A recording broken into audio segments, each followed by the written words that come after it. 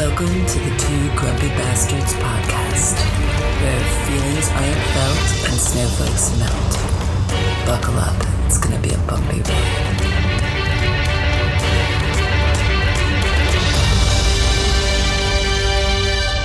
These confines with a monarch's voice cry havoc!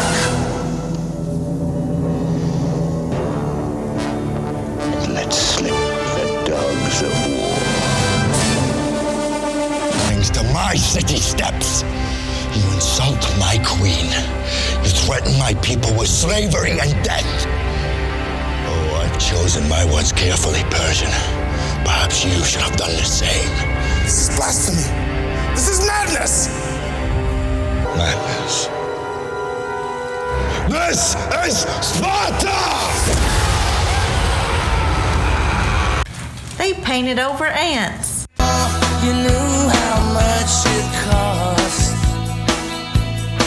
A trouble doll around your neck when you lost. You wouldn't make a sound, but I could hear your little heart pound. And I watched your feet slip off the ground. Merry-go-round in dreams, right someday. It seems when she sleeps, she's free. Merry-go-round in dreams.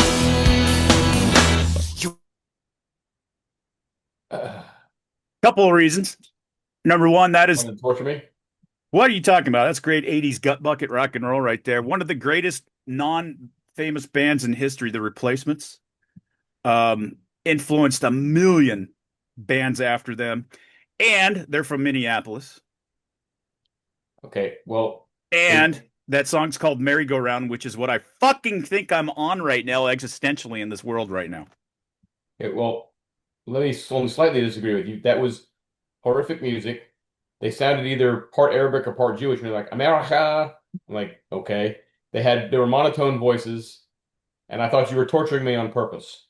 You have no fucking taste in anything, so I don't care what you're saying right now. All right, let's move on. I will put dollars to donuts that most of the audience is going to agree with me on that one. Anybody who's educated in music go, fuck yeah, Koop played The Replacements. They were the best. They never made it as big as they deserved.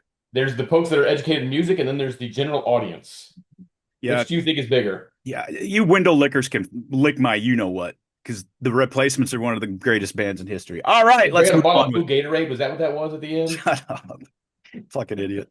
All right, I'm going to play another video that has nothing to do with the lack of your taste in bands, but it might have something to do with your lack of taste in protesters. Okay. And we'll be right back after these important messages. No, we're not going anywhere. Here we go.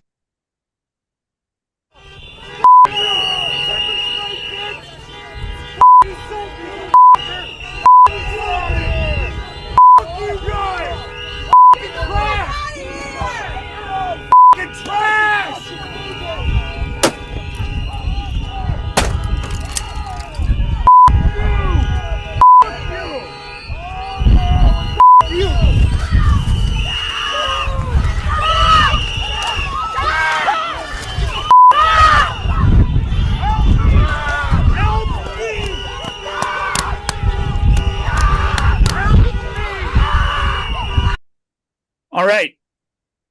You want to describe to our faithful listeners, Russ, since I'm going to lose my voice here in just a couple minutes on what we just watched. For those of you who don't want to go over to the YouTube channel and watch it, which you should be going to our YouTube channel, Two Grumpy Bastards. Go ahead, Russ. Well, this was a video that came out yesterday of the peaceful protester, Alex Pretti, a couple of days before the unfortunately tragic incident where he lost his life. And I'll go more into that later. But turns out he wasn't quite as peaceful as people claimed he was.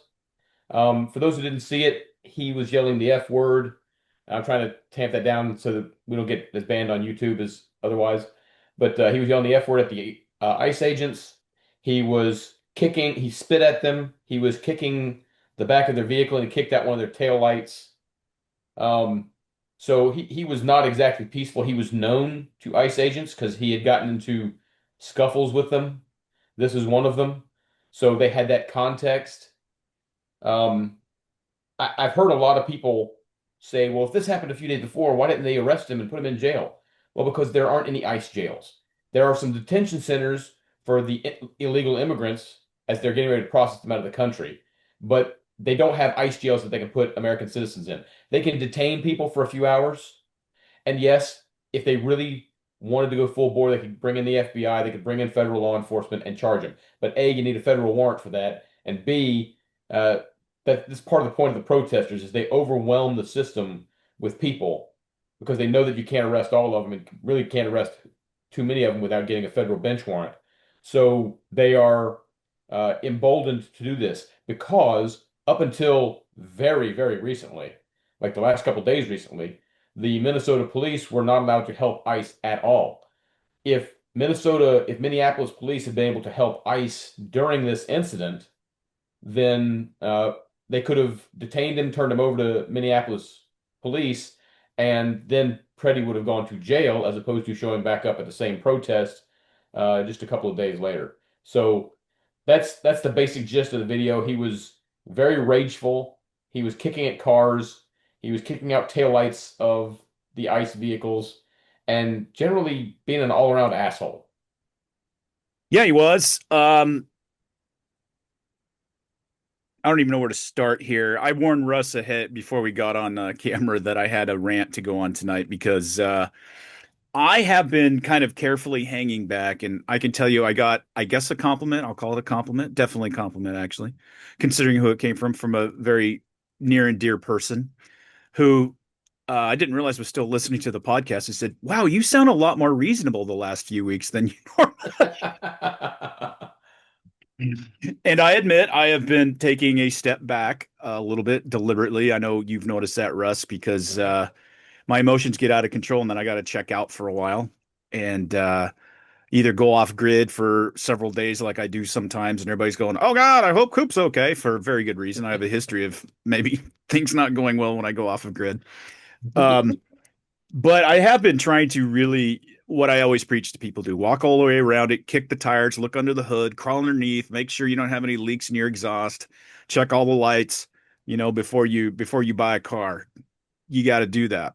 And every situation I think deserves that. And you put it out there a lot on your social media about people, did you, and I say the same thing, did you do 15 seconds of research or you just read memes? Yep. Because that's and the right's guilty of it too, but the left is particularly guilty of meme debating. That's because just real quick. That's because look, the right is Fucking emotional. interrupt me again. I'm kidding. The right is obviously emotional, Right. but they do have more analytical capacity. The left runs on emotion. That's why they'll react to the headline a lot quicker. Sorry. First answer, and instant gratification. They're intellectual children. And I mean that sincerely. I'm not even trying to insult them. They have the intellectual and logical ability of small fucking children. It's like the experiment. Hey, you can have these M&Ms right now, or you can wait 5 minutes and you can have $1 and the M&Ms. And most of the kids just take the fucking M&Ms instead of investing the time to get $1. Whatever. It's a very well-known experiment. I'm getting the details wrong, but you get the gist. Number one, I want to say this, that the left doesn't give a fuck about what happened to Good or Pretti. They don't care. These people out there ranting and raving said don't care. What this is, it's just a got you. It's a thing to pivot on. And the left, the thing about the left is that they don't have legitimate martyrs. And they're looking for a martyr. They're looking for their Charlie Kirk. I hate to tell you this, motherfuckers, you don't have one because the left is evil. The left is degenerate. I'm sorry. I just see it. The whole tell me what your philosophy is. Tell me what your platform is politically. They won't be able to tell you. It's anti-Republican. That's the only thing it is. If it comes from the Republicans, we're gonna try to block it as much as possible. Look, this Alex Pretti guy can kiss my fucking ass on his way off the planet. This is where I'm at now, folks. This is where I'm at because he wasn't a good guy. I love all the people rushing to the fact that he's a VA nurse. Let me tell you a little something about nurses, everybody. Let me tell you a little something about nurses. A lot of nurses are amazing, wonderful people, and I've enjoyed most of them. I know a lot of nurses. I was a 70 hotel for a lot of my a lot of my career in the Army. That's a field medevac operations guy. So you get to know some nurses on the rear echelon, and nurses are as far forward as a company level at an FSMC back in the day. So you did have, combat surgical nurses and stuff like that that would be as far forward as a company or a battalion, I should say. But let me tell you something about nurses. When I was in my 20s and 30s, I owe my manhood to nurses. I rolled through more nurses in my 20s. Like fish in a barrel, dude, I'm telling you. And some of them were the most maladjusted human beings I've ever met in my life. Very stressful to get through, and their jobs were very stressful. And it takes a certain kind of. I remember a girl that I dated used to talk about her desire to give the elderly patients that were screaming at her feather naps, which I thought was pretty. That's the pillow over the face, the feather nap. I thought it was funny, kind of dark. And, people like in the military and first responders and stuff, we have a dark gallows humor. We do. But everybody's like, look at this nurse. Well, there was another nurse I can think of who was an innocent young woman who wasn't going to protest with 9mm with 2 clips in their pocket, or spitting on federal vehicles and saying, fuck you pigs, and kicking out the lights of government vehicles. I mean, a lot of people don't realize what you said up front. Yes, he should have gone to jail for that. Yes, he should have had his gun taken away. All of that stuff. But there's no avenue for it if you're in a fucking sanctuary city who refuses to. Okay, so let me get down to this. Whose fault is this? Whose fault is Pretti and all of that?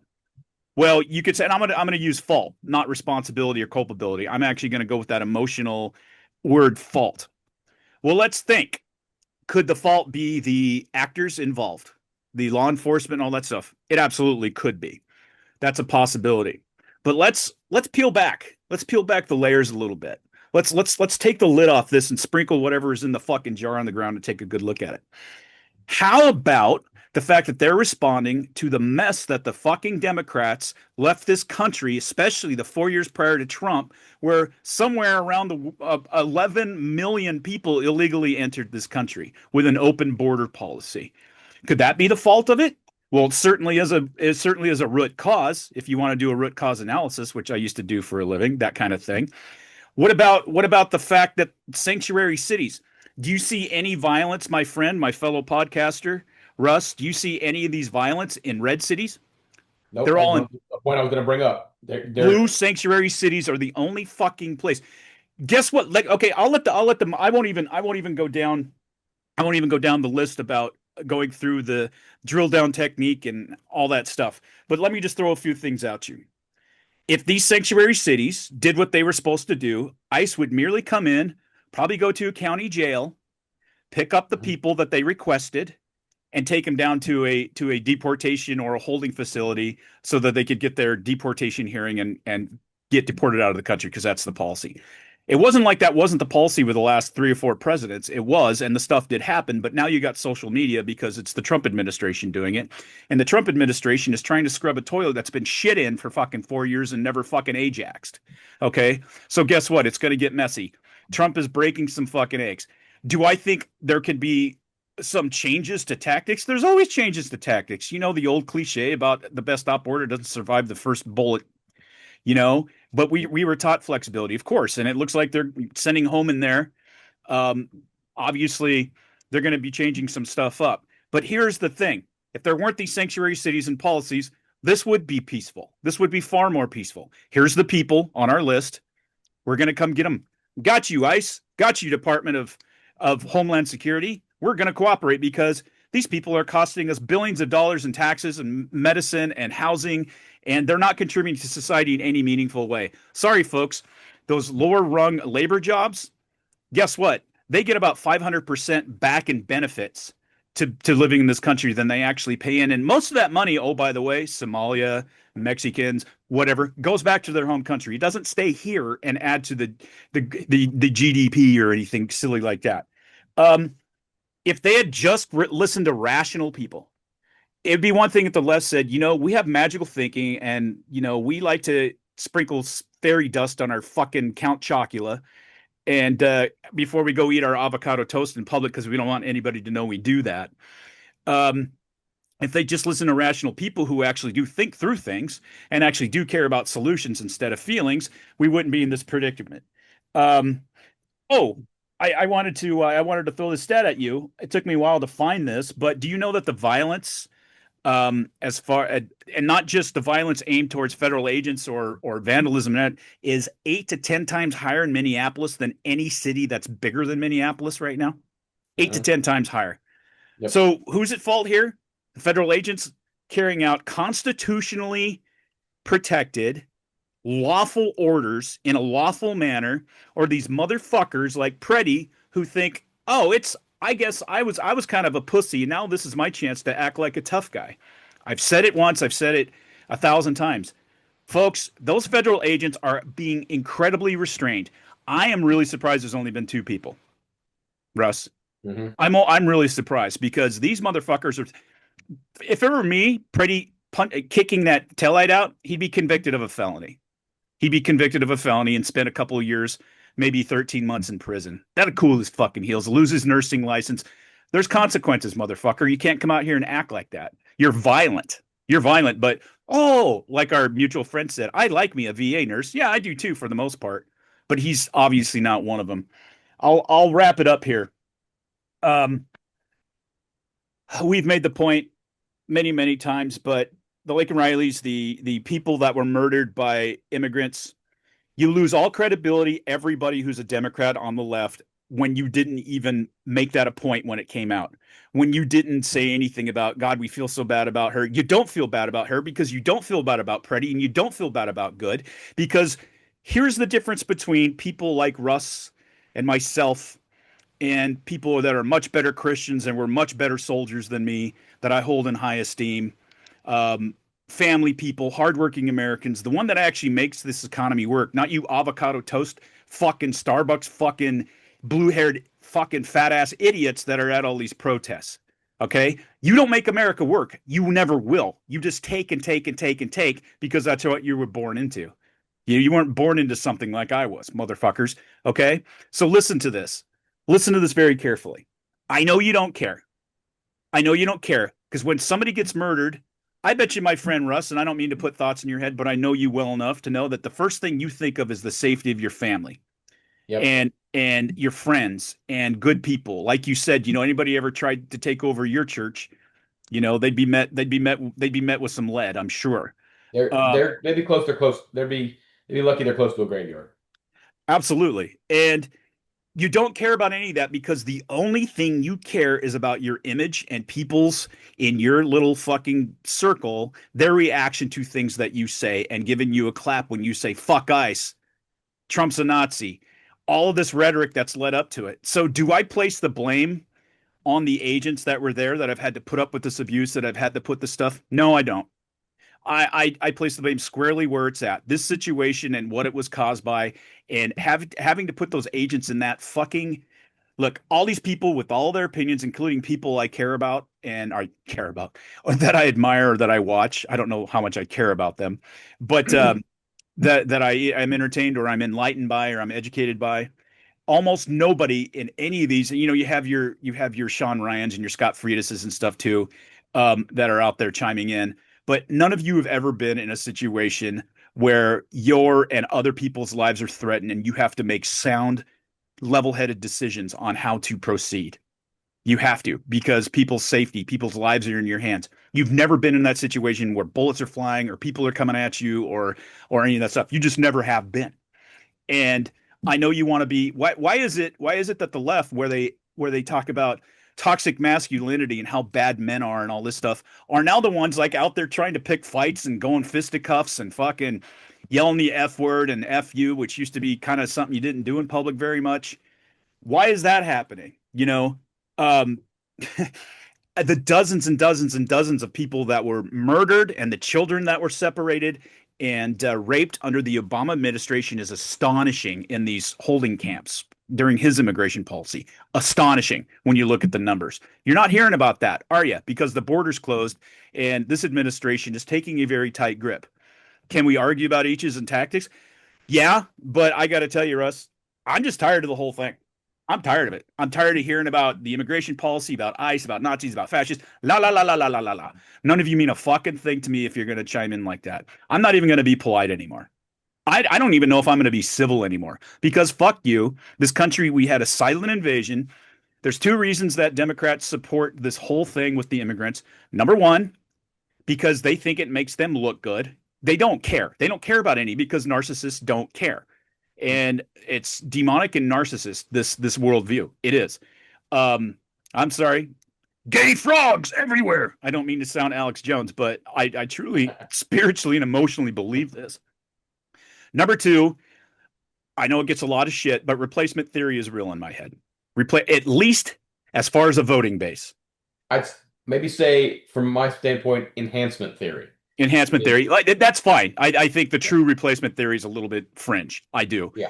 But enhancement theory, sure. When you in 4 years you got 11 million people that can actually vote for you, that swings an entire fucking presidential election. Oh, by the way, that swings the presidential election. Well, it also swings the House, right? And that kind of thing. So I'm going to calm down. Well, I'm not. I didn't really lose it there. But this is a big picture thing. This is multifaceted. But when you look from the ground up and you do the analysis on where this is coming from, this administration is responding to a crisis, a moral and national and international crisis. And it's not that I don't care about life, Russ. I do care about life. And I really wish neither of those people were dead. I do. I care enough to say that. But you and I have lost people. We've lost soldiers. We've lost friends because of our occupation. I'd give $1 million of that fucking good lady for one of the guys to get one of my buddies back, or not have one of my besties for my Army deal not pull the trigger last year because he was hopeless and I didn't hear from him. I'd fuck you. You knew what you were doing. You knew what you got yourself into. Both of you were breaking federal law. You're getting in the way of something that's been done, has been done. And the only reason you're doing it now is because this last generation has been poisoned and tortured, and they don't even know it, by this fringe left movement that says it's all about you. It's all about your narcissism. And it's all about you can do what you want to do. You can be little children and act any way you want to, and there's no consequences. Because mom and dad aren't here to spank you, because mom won the argument in the parenting realm, apparently. You know, dad was like locked out in the shed for the last half generation or something. So I know where I'm standing now. I hope this stops, but I really hope this administration doesn't turn tail and go, oh yeah, maybe. No, fuck, go hard. I say deport them all, every one of them. And I will stop. Go ahead, Russ. I'm sure you have plenty to say. Well, first of all, did you see Gutfeld yesterday? Or I'm sorry, the 5. Do you see how Gutfeld went off on Jessica Tarlov? I haven't seen it yet. I did hear about it because somebody else was talking about it, and I've got it downloaded. So yeah, you need to watch it. That was almost his rant at Tarlov was almost what you went through. I mean, without shit. Well, I mean, that makes sense. Some cuss words in there. It makes sense because it's not genius stuff that I'm talking about here. I just kind of tried to put all my thoughts together. Well, Tarlov tried to go into her moral sermonizing again, and Gutfeld was like, "Stop, okay? You don't." And he actually used the shit word. He said, "You don't give a shit about Renee Good. You don't give a shit about Alex." I'll have to watch it. You need these people to be a martyr for you. You know, Good was about 3 weeks ago, and it started to fade away. Pretti is about a week out. You know, in another week or 10 days, you're going to need another one to keep making your point. I mean, he said, and with all the Nazi stuff and Gestapo stuff, I'm bored with it. It's meaningless. You have to watch it. It's pretty good. For those who will do as aware, I'm sure most people have seen the videos by now. And people need to understand that a shitty situation can simply be a shitty situation. Doesn't make it murder. Yeah. Murder is the intentional targeted killing of somebody. Nobody targeted Pretti. People will say, well, he was defending a woman who was pushed down. These protester tactics are designed to get a response from ICE. They use a front line that actually engages in some kind of act that draws a response. And the second line acts all, oh my God, you know, what did you do when the front line pulls back? That's what they do at these protests. That's documented. You can see that on video that have. This is what they want. This is what they want, bud. Yeah. So the Pretti got into a physical confrontation, right, with law enforcement, and he did so while armed. Which, look, folks, there's the academic debate, and then there's the real world. You cannot do not get into a physical confrontation with law enforcement if you are armed. That's not going to go well for you. You can have all the academic papers you want, but you're getting involved in a very emotional, very tense situation with folks who have the legal right to kill you if they deem you to be a threat. That's one of the reasons why we always want government to be watched, is because they have the monopoly on the legal use of force. So going into that situation armed was not real smart. He did not have, look, let me put both sides out here on this. He did not have his concealed carry permit or ID on him, as is required by Minnesota law. Now, that's not to say that the officers knew he didn't have it with him. I get that. But when they were wrestling him down, somebody saw a gun.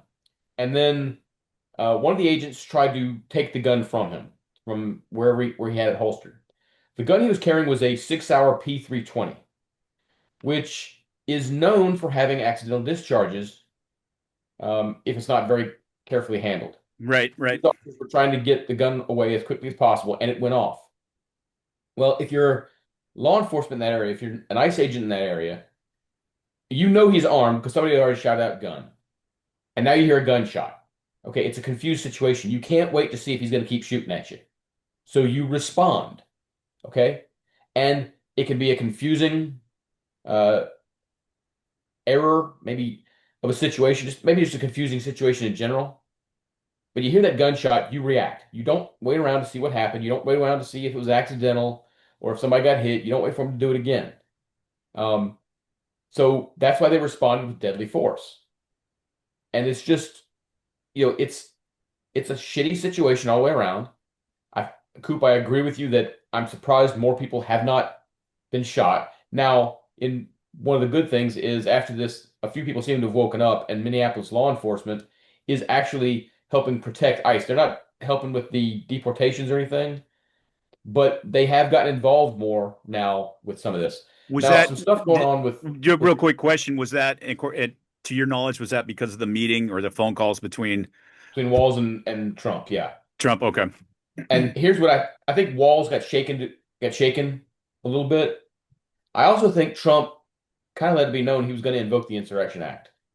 I don't know that's going to go down now, but the 11th Airborne in Alaska was on standby. Oh, really? Yeah. And I think I think he was willing to do it. And I think so too. Walz doesn't want that. And I think Walz wanted a lot of high rhetoric, thinking he could score political points, and he never thought he didn't think anybody was going to get shot. And I think it rattled him a little bit. It should. I mean, it would rattle me if I was the governor of a state and that happened in my state. Of course, he should rattle him. Yeah. Now, have you seen the AI image of the so-called shooting? I have. The execution. For those who don't know, there's a picture out there that shows the ICE agents having Pretti on his knees, and they're pointing their gun at him, and it looks like they're about to execute him. Folks, in today's day and age, you have to question everything. It's an AI image, and 2 seconds of looking at it show you it's an AI image. The first and most obvious should be that the clothes that Pretti is wearing in the photo are different than the clothes he's wearing when he gets into the confrontation with ICE. He's wearing an ICE outfit and kit. They put his face on somebody else's body. The second thing is one of the ICE agents that's kneeling nearby with a gun towards Pretti doesn't have a head. Okay, that's kind of weird. I mean, maybe y'all have the Mr. Data switch heads thing, but we haven't done that with human bodies yet. And the third thing, the agent standing over top of Pretti with a gun pointing at him, if you look at it, it's kind of weird. His right leg looks like it's a bionic leg. It looks metallic and like it's an artificial leg. So that's just some things to keep in mind. If something confirms your narrative too easily, look into it a little bit more. Did you hear what Pretti's parents had said? I heard that just about an hour before we got on. Yeah. Yeah. Pretti's parents said that he had gotten more and more emotional, more and more extreme recently. They advised him against going to the protest. I don't know. I think that I heard that there were reports out there that he told them he wouldn't, and then he went anyway. So, his parents were like, please don't go. And he went, and then that happened. Um, did you happen to see what I don't remember if it was MSNBC, I think it was MS or MS Now. I can't remember if it was them or CNN, but one of those two. Did you see what they did to his nurse's photo? Coop, you there? I am here. I just had to grab my tea off the deal there. Sorry Did about you that. see what they did to his nurse's photo? I did. I 100% saw what they did. The AI to make him look like a A man? masculine dude, a man. Yeah, Yeah. because his first photo, his teeth are his smile's a little bit wonky. He's a lot more pale. The smile is, like I said, it's kind of lopsided. The teeth are, not quite as straight. And in the AI, they did the opposite to him what they did to Joe Rogan during COVID. Right. Because when they had Joe Rogan's picture on during COVID, they made him look a little bit more pale and green and yeah. But with this one, they gave the boy a tan. They made his smile look as if he's, super confident. They made his shoulders more broad. And I mean, come on, folks. You can't say that the media doesn't try to manipulate things when they do stuff like that. And 15 years ago, 20 years ago, they'd have gotten away with it. But now there's so many more people that can look at this. And Right. I think that a lot of this started with the CBS font gate thing with George W. Bush when they tried to pass off that BS as legit, and people Right. started to jump in on it. And Right. that's part of what's going on here. Let me interject real quick and just go back and please continue, but I'll forget. Let me go back to the point where yeah, they AI'd him. What do they AI him to look like? A masculine man. A masculine man. What about that toxic masculinity that the left's supposed to be full of? Shouldn't they have gayed him up a little bit more? I mean, he's gayed up as it is, but I mean, shouldn't they have gayed him up? Maybe a little bit of eyeshadow and shit like that. If all their values are give him a little bit of blue in his hair or But they fucking knew it nose would ring or play with some the shit. people. But they made him look like more like me. They did, though. That's absolutely true. I actually wasn't being funny. I'm just saying they made No, him they look more did. I'm not like a being funny big either. masculine dude. Um, I'm not I think you saying brought I'm up the prettiest thing in the world. I'm just saying. you brought up a point about the situations and the PR and stuff. I think what Democrats are counting on, and they're going to get it from some folks, because they get it from some folks during war. But the American people want the law enforced, but they don't necessarily like seeing the law enforced. Yeah, that's a great point. Just like You're right. they want us to win at war, but they don't want to see the gory details behind it.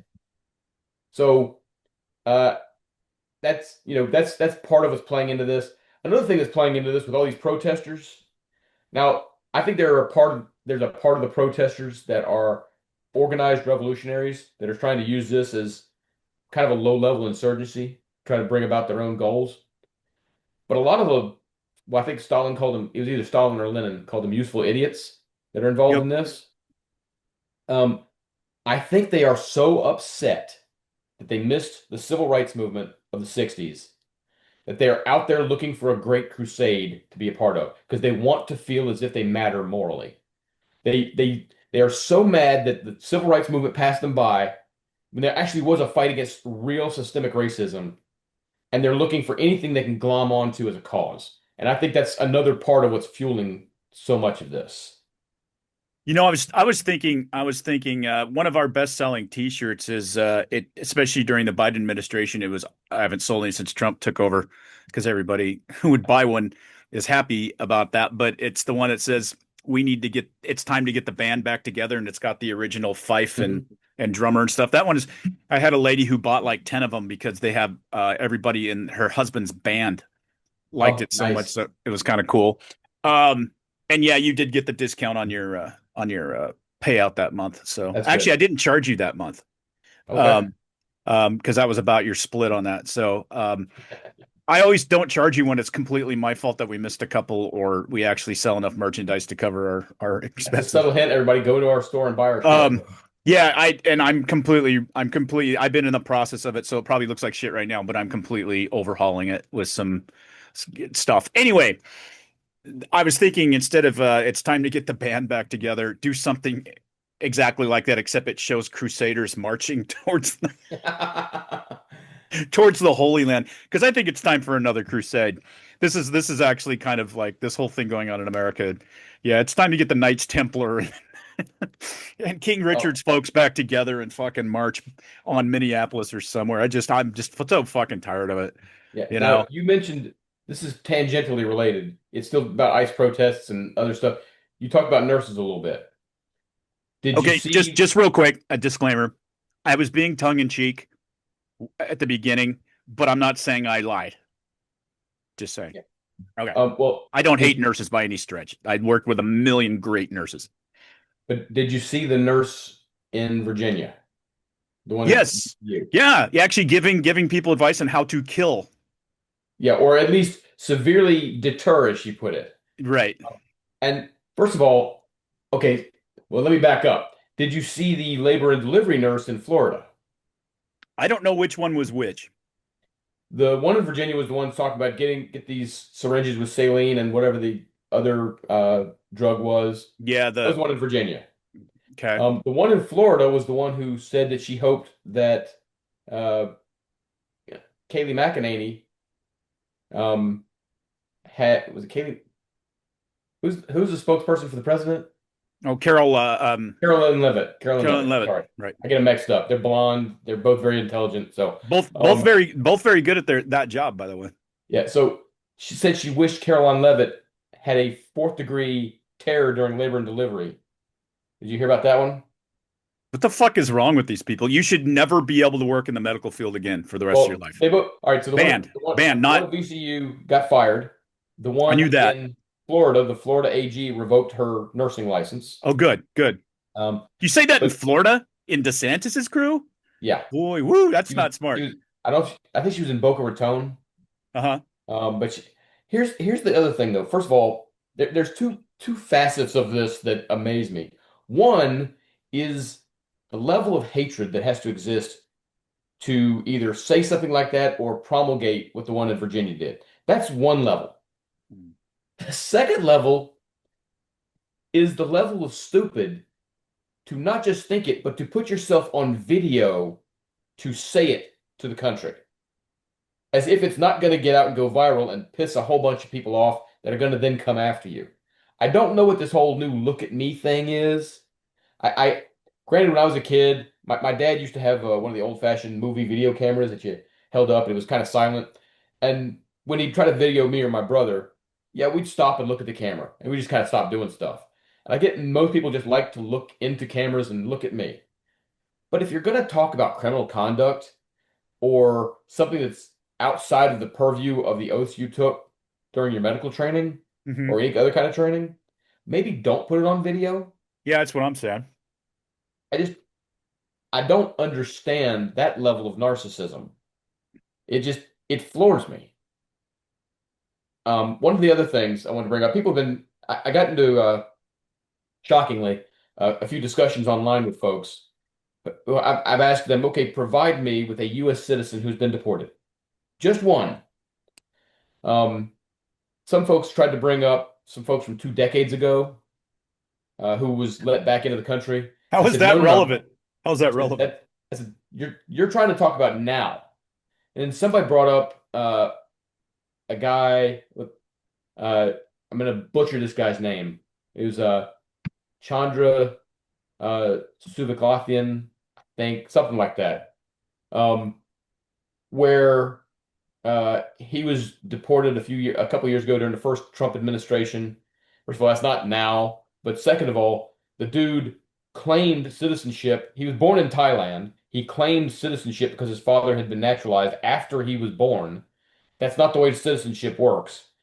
And it turns out that, criminals lie. I know it's going to shock people, but criminals do lie. So if you could find an American citizen today, not who's been detained because he was acting like an ass during the protests, but you can find an American citizen who has been deported today, come out and show me. But that has not happened. Moreover, they defend the worst of the worst. Kilmar Abrego Garcia was just a Maryland dad. Yeah, that was trafficking people. He was a human trafficker. Beating his wife, trafficking people, selling drugs.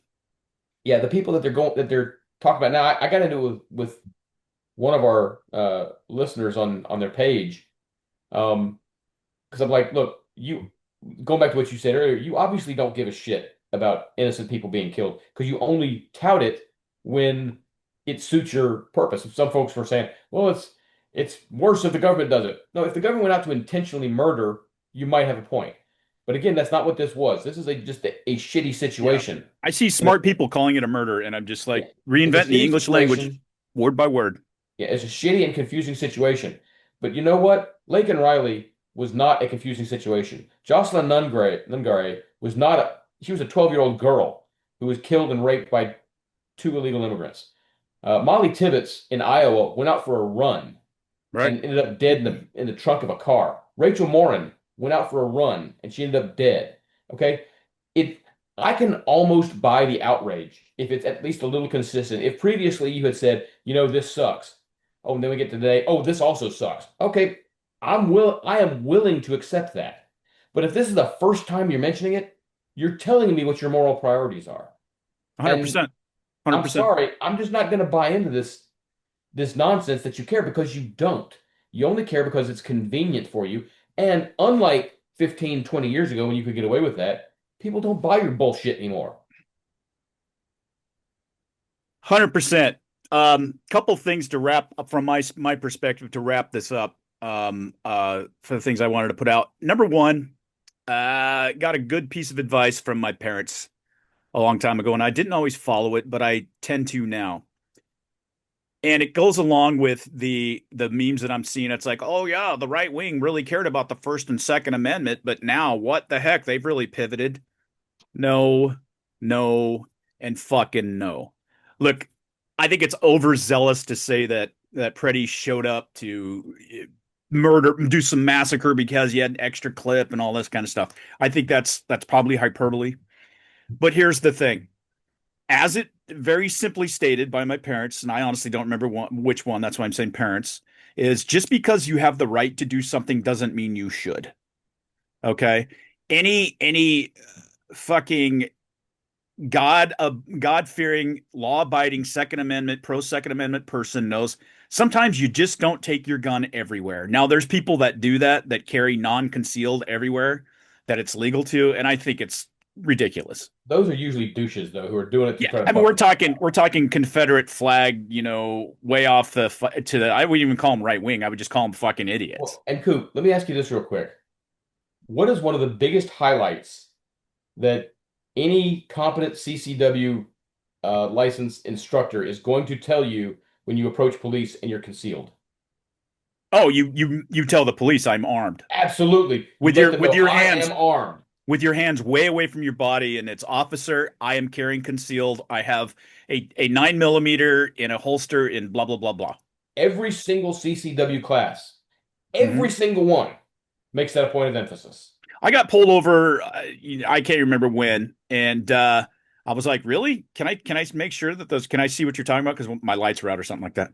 And I went back and I said, "By the way, officer, I have a big old pocket knife right here. I just didn't want you to see it, and one of those clip-on pocket knives that all of us guys like to carry around, and it's a big fucker." And I said, "I just wanted to let you go. No big deal, But I'm that careful about it because, I've had situations with cops that weren't pleasant, and one slip up, the cop is going to react as they are trained to. Right.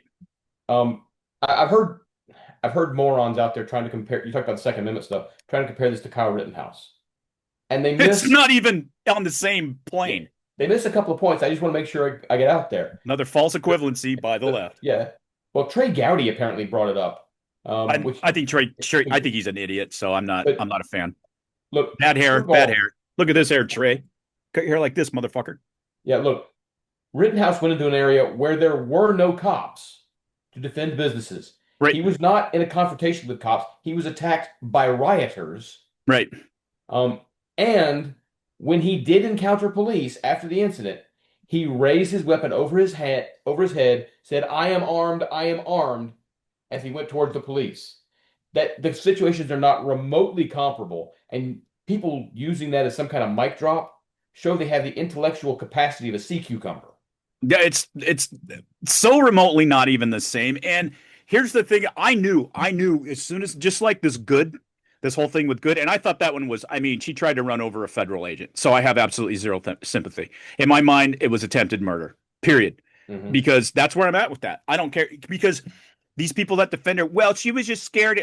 You can't get in her brain. I'm sure she was scared. She should have been fucking scared. She should have been scared enough to get out of the car when they told her to and put her hands up and not resist. She'd still be alive. Okay? Go Good. You showed some balls. You blocked them from doing their fucking, constitutional mission. But this Pretti guy, I knew something was going to bust on him. And you see him 11 days before this encounter being violent, being spewing hatred, and literally being violent towards a federal vehicle. It would never in a million years, even in my most blackout drunk days, occur to me to do that. Never. I've never done something like that. I mean, I've woken up on fucking wicker chairs in a hotel that I wasn't staying at, having no idea where I was. But I wasn't kicking federal vehicles. I've never done something like that in my life. And this guy deliberately was there to fucking, try to grow a pair, I guess. And so I just zero. I'm done. And no, everybody, we're not against the First and Second Amendments because it fit this situation. I'm saying the guy should have had better fucking judgment, and that's his fault. And oh, by the way, First Amendment does not allow rioting and violence towards federal agents. It does not, you stupid pigs. Yeah, well, and I'm sorry about that. I apologize to pigs everywhere because I like pigs. Well, but something else about that. Look, we've talked about it. It's not smart to get into a confrontation with police armed. No. People like or unarmed. Right. Or not armed. Or unarmed, that's true. By the way. People who are saying, I have that. I heard that from a friend. If you're going to get into an armed confrontation with police, then what that says to me is you're starting the revolution. You need to be willing to go all the way. Yep. This is not a halfway thing. There you go. Because if you do happen to kill a cop, do you happen to kill an ICE agent, all right, they're going to find you no matter where you are. Everybody's got a cell phone nowadays, and no matter what kind of riot you're part of, you are not going to be able to melt into the background. You could maybe do that if it was a fellow rioter or something, but you do that to a cop, they're going to find you. So if you're going to get an armed confrontation, you better be thinking that this is Bunker Hill and you are, willing to take it all the way, because you are not going to win it halfway, ever. 100%. I don't know what else to say to that. I think that was a lot. I said a lot, didn't I? Yeah. We know a dead horse when we beat one. All right. I had some prescience points, but I just want to make sure. Yeah, and that Second Amendment, that meme going around, it's like, and I see people put that, I'm just like, you're so fucking ridiculous. Of course we believe in the Second Amendment. The NRA preaches responsible gun ownership, safety. They have the greatest safety program in the world. How many NRA members actually can get convicted, or percentage-wise get convicted of gun crimes? Almost zero. Yeah, it's not less than zero, but it's almost zero. Anyway. It's statistically insignificant. Yes, it is. Thank you. That is the statistics phrase that we use when we're smart and we know things. All right. I'm going to share another video with you. This one's going to be a lot more fun to watch. Okay. And we're going to change topics entirely. This one doesn't deserve a lot of time, but this is, I think he's become my favorite politician. I have great love for Ted Cruz and Marco Rubio. Is this John Kennedy? No, I love him too. I thought about it. John Kennedy is maybe tied. Mr. Smith, in January of 2023, did you subpoena then Speaker of the House Kevin McCarthy's toll records? Yes, sir, we did. Yes, you did. And the subpoena covered the time period between November 2020 and January 2021. Is that right? I'm sorry, sir. Could you say that again? We're not going to delay like this. The subpoena covered the time period between November of 2020 and January 2021. How many days after Kevin McCarthy was sworn in as Speaker did you subpoena his records? I don't recall, but those two things had nothing to do with one. It was 16 days after becoming the highest ranking Republican in the House of Representatives. You subpoenaed his toll records. Do you agree that that might reasonably be considered a violation of the speech or debate clause? I do not, and I want to be clear that the toll records... You were collecting months' worth of phone data on the Republican Speaker of the House, the leader of the opposition, right after he got sworn in as Speaker, all around the time of a major vote. That sounds like a flagrant violation of the speech or debate clause to me, and I think most people agree with me. And Speaker McCarthy had no recourse, did he? Because you issued a non-disclosure order ensuring that neither he. All right, Brandon Gill. I could let that go on and on because I fucking love watching him. I think he falls in the footsteps. Some of the best inquisitors, I think. I would put Ted Cruz on that list. Ted Cruz is brilliant. The fucking national treasure, Senator Kennedy, that you just talked about. Not from the Noista Kennedys, but he's straight down Cajun Kennedy. Well, he's not a Cajun, but he's from Cajun country. He's obviously not a Cajun. You look at him. And I know me some coon asses, as they like to call themselves. They're good folk and good food. What I love about Brandon Gill too, not just his intellect and just his style. I fell in love with him when he was questioning over that. What was it when he told that woman? She's like, I don't recall. I didn't tweet that. Yeah, you did. Do you remember that? Yeah, NPR. Thank you. Yeah, you did. And then he can quote. The guy he's infallible when it comes to questioning these people, and he's got his receipts fucking locked and loaded. Like he's got a 30-round magazine. And what I also like about him, one more quick comment, he's got like classic like 19th century haircut, man. He's got like the side part, and he looks like a young like Colonel Sanders hairstyle. And somehow it suits him. Like he should be wearing like a bow tie or that kind of thing. But anyway, go ahead. Who he's married to? I don't have a clue who he's married to. Danielle D'Souza, Dinesh D'Souza's daughter. I did not know that. So I'll have to look. It fits if you know who Dinesh D'Souza is. Folks. Of course I do. Me being a I know you do, but to our audience, if you know who Dinesh D'Souza is, it fits that his son-in-law is like that because Dinesh is straight fire on the lecture circuit, and he gets the questions. Oh yeah, people try to get him gotchas, and I mean, so it fits that they're kind of simpatico. It looks like Danielle found a husband that was almost exactly like her dad. I'm just Googling while you're talking because I did not know this. So, let me look. Oh, she's a very pretty lady. Oh yeah, she's very attractive. Oh yeah, no, they make a nice couple. And Brandon, look, there are some stars on the right when it comes to Ted Cruz, Brandon Gill, Josh Hawley, usually. Yep. John Kennedy. John Kennedy said that the plan for when Alexandria Ocasio-Cortez runs for president at some point is going to be called Operation Let Her Speak. And as he put it on Hannity a little bit ago, he said, AOC is the reason why there are directions on bottles of shampoo. Oh, okay. Yeah. I forgot about that. God, he's funny. He is an American treasure. I was just looking at the family. There's a really cool picture of Dinesh D'Souza, his wife, his daughter, and Brandon Gill. Jesus Christ! Other than Dinesh, it looks like Hollywood here. Yeah. His wife is beautiful. She's Venezuelan. I did not know that. He's probably very happy. She's probably very happy with what's going on right now, I would say, in Venezuela. There's one other person I wish we could get into Congress who magically lost after leading Abigail Spanberger by 5,000 votes with 99% counted. Right. That's Nick Freitas. Yep. Who just left the Virginia legislature. Yeah, I think it's a matter of time for him. Maybe he'll run for governor of Virginia. I like Nick Freitas better than Sean Ryan as far as listening to him. Yeah, I agree. Sean's got some good points, but yeah, he does. He sounds like he's a little bit too mellow and laid back.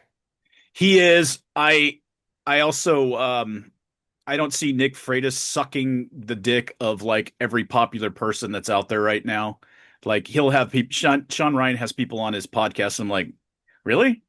I mean, that's who you got on. He's building his brand and he's getting huge. I just don't think he's a particularly good interviewer as a human being, and his service, not saying a word, but he's not a particularly good interviewer. He can kind of bore me. And I do like that he gives his guests a lot of leeway to talk, though, kind of like Rogan does. Like he'll let them challenge as much as he should. I mean, he didn't challenge Hunter Biden all that much, I didn't think. No, he did not. I thought that's what I mean. It was kind of like, I don't know. You don't have to be. People say that about Carolla all the time. He'll shit on somebody, And then he'll have him on the show and he's perfectly polite and I'm like, that's okay. You don't have to be like CNN and try to prove you got sack when you already have sack.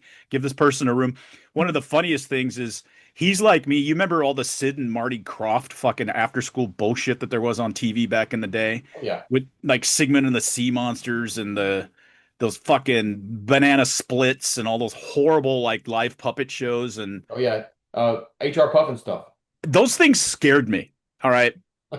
I didn't think they were cute or funny. I found them terrifying, those big puppets and shit like that. I thought they were all like demented and like degenerates.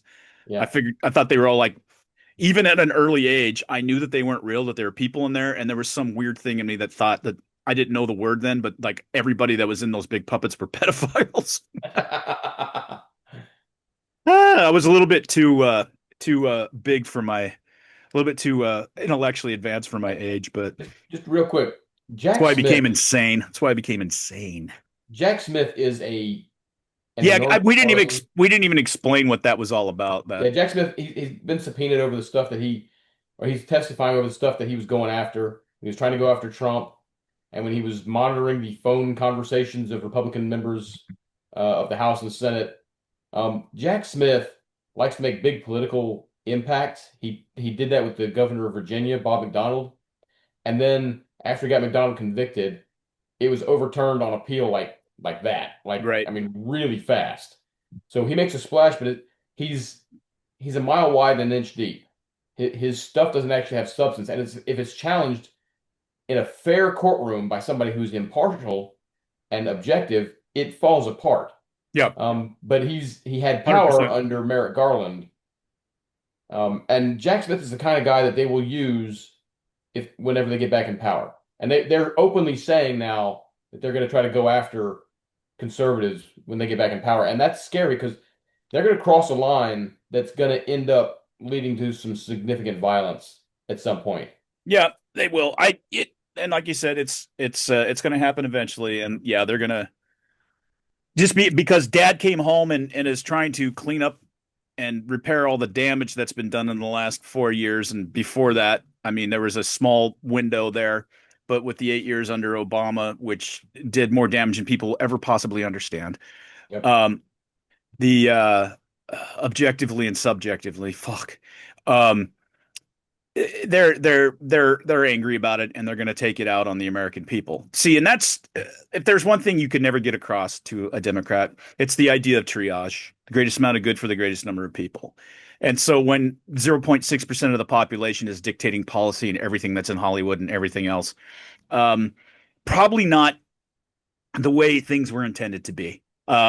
And you've heard me say it a million times. And one of the things I love about Jordan Peterson's writing is hierarchies are absolutely necessary for the human race to survive, or for any ecosystem or any species to survive. Hierarchy is everything. And hierarchy, there's a reason why some people are the cream and some people are like, the cow spit at the bottom of the jar. There's a reason for that. And it doesn't mean you leave people behind, but sometimes you have to make choices. Well, hierarchies will emerge whether you want them to or not. That's what Animal Farm was about. You can read Animal Farm as a kid and come away thinking it's a cute little story about pigs and horses taking over a farm, and you read it as an adult and you realize it's an allegory for the communist revolution, right?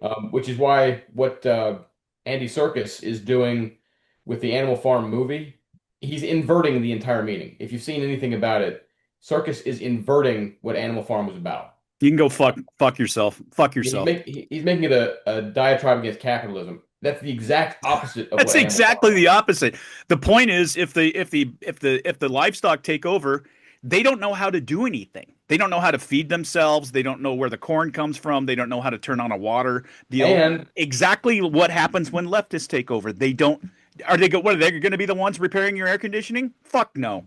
Yeah, and you got to remember, since going back to hierarchies will emerge, the folks who in this even structure, everybody's the same. The evil people will emerge and take over because they see opportunity. They see the ability to take advantage of people's naivete.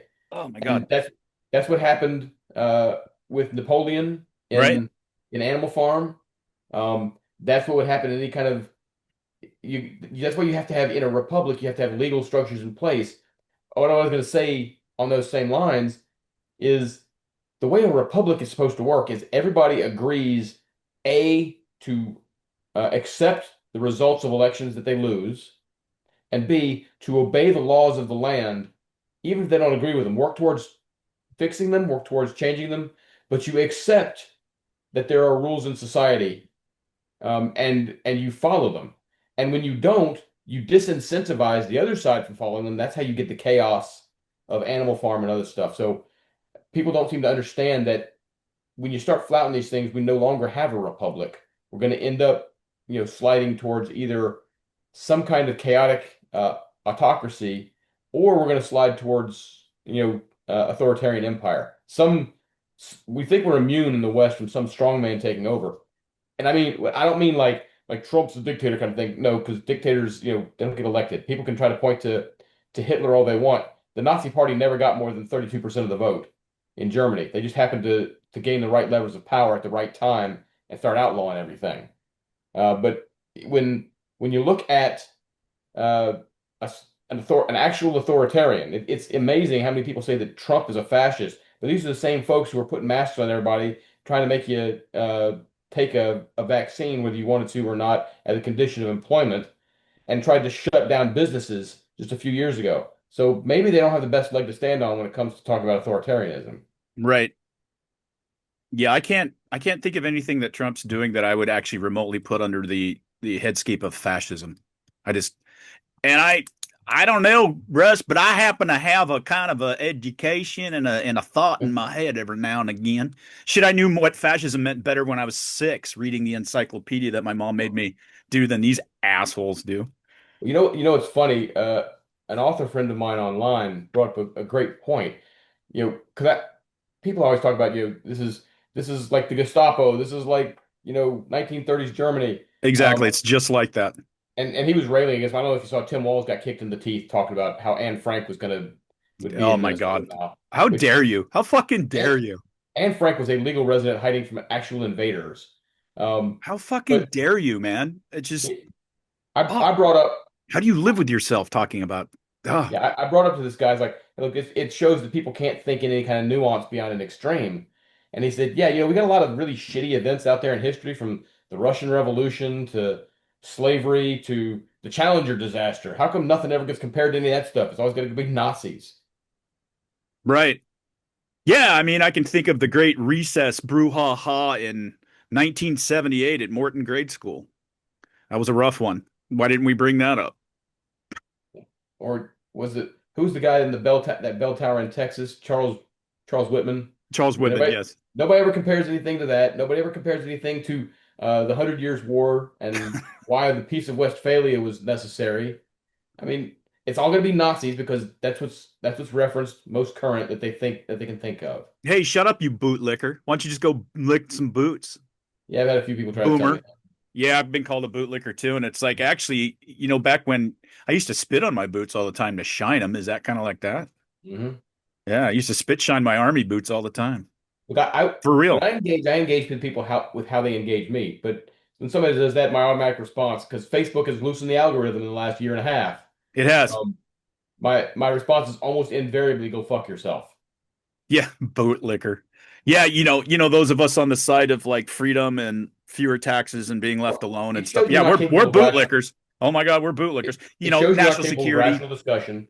And if you're not capable of rational discussion, then we'll treat you like it. I will do. I'm going to do a scoreboard baby next week because I've been meaning to. It's going to be exhaustive. Actually, it's probably going to be like 4 fucking slides.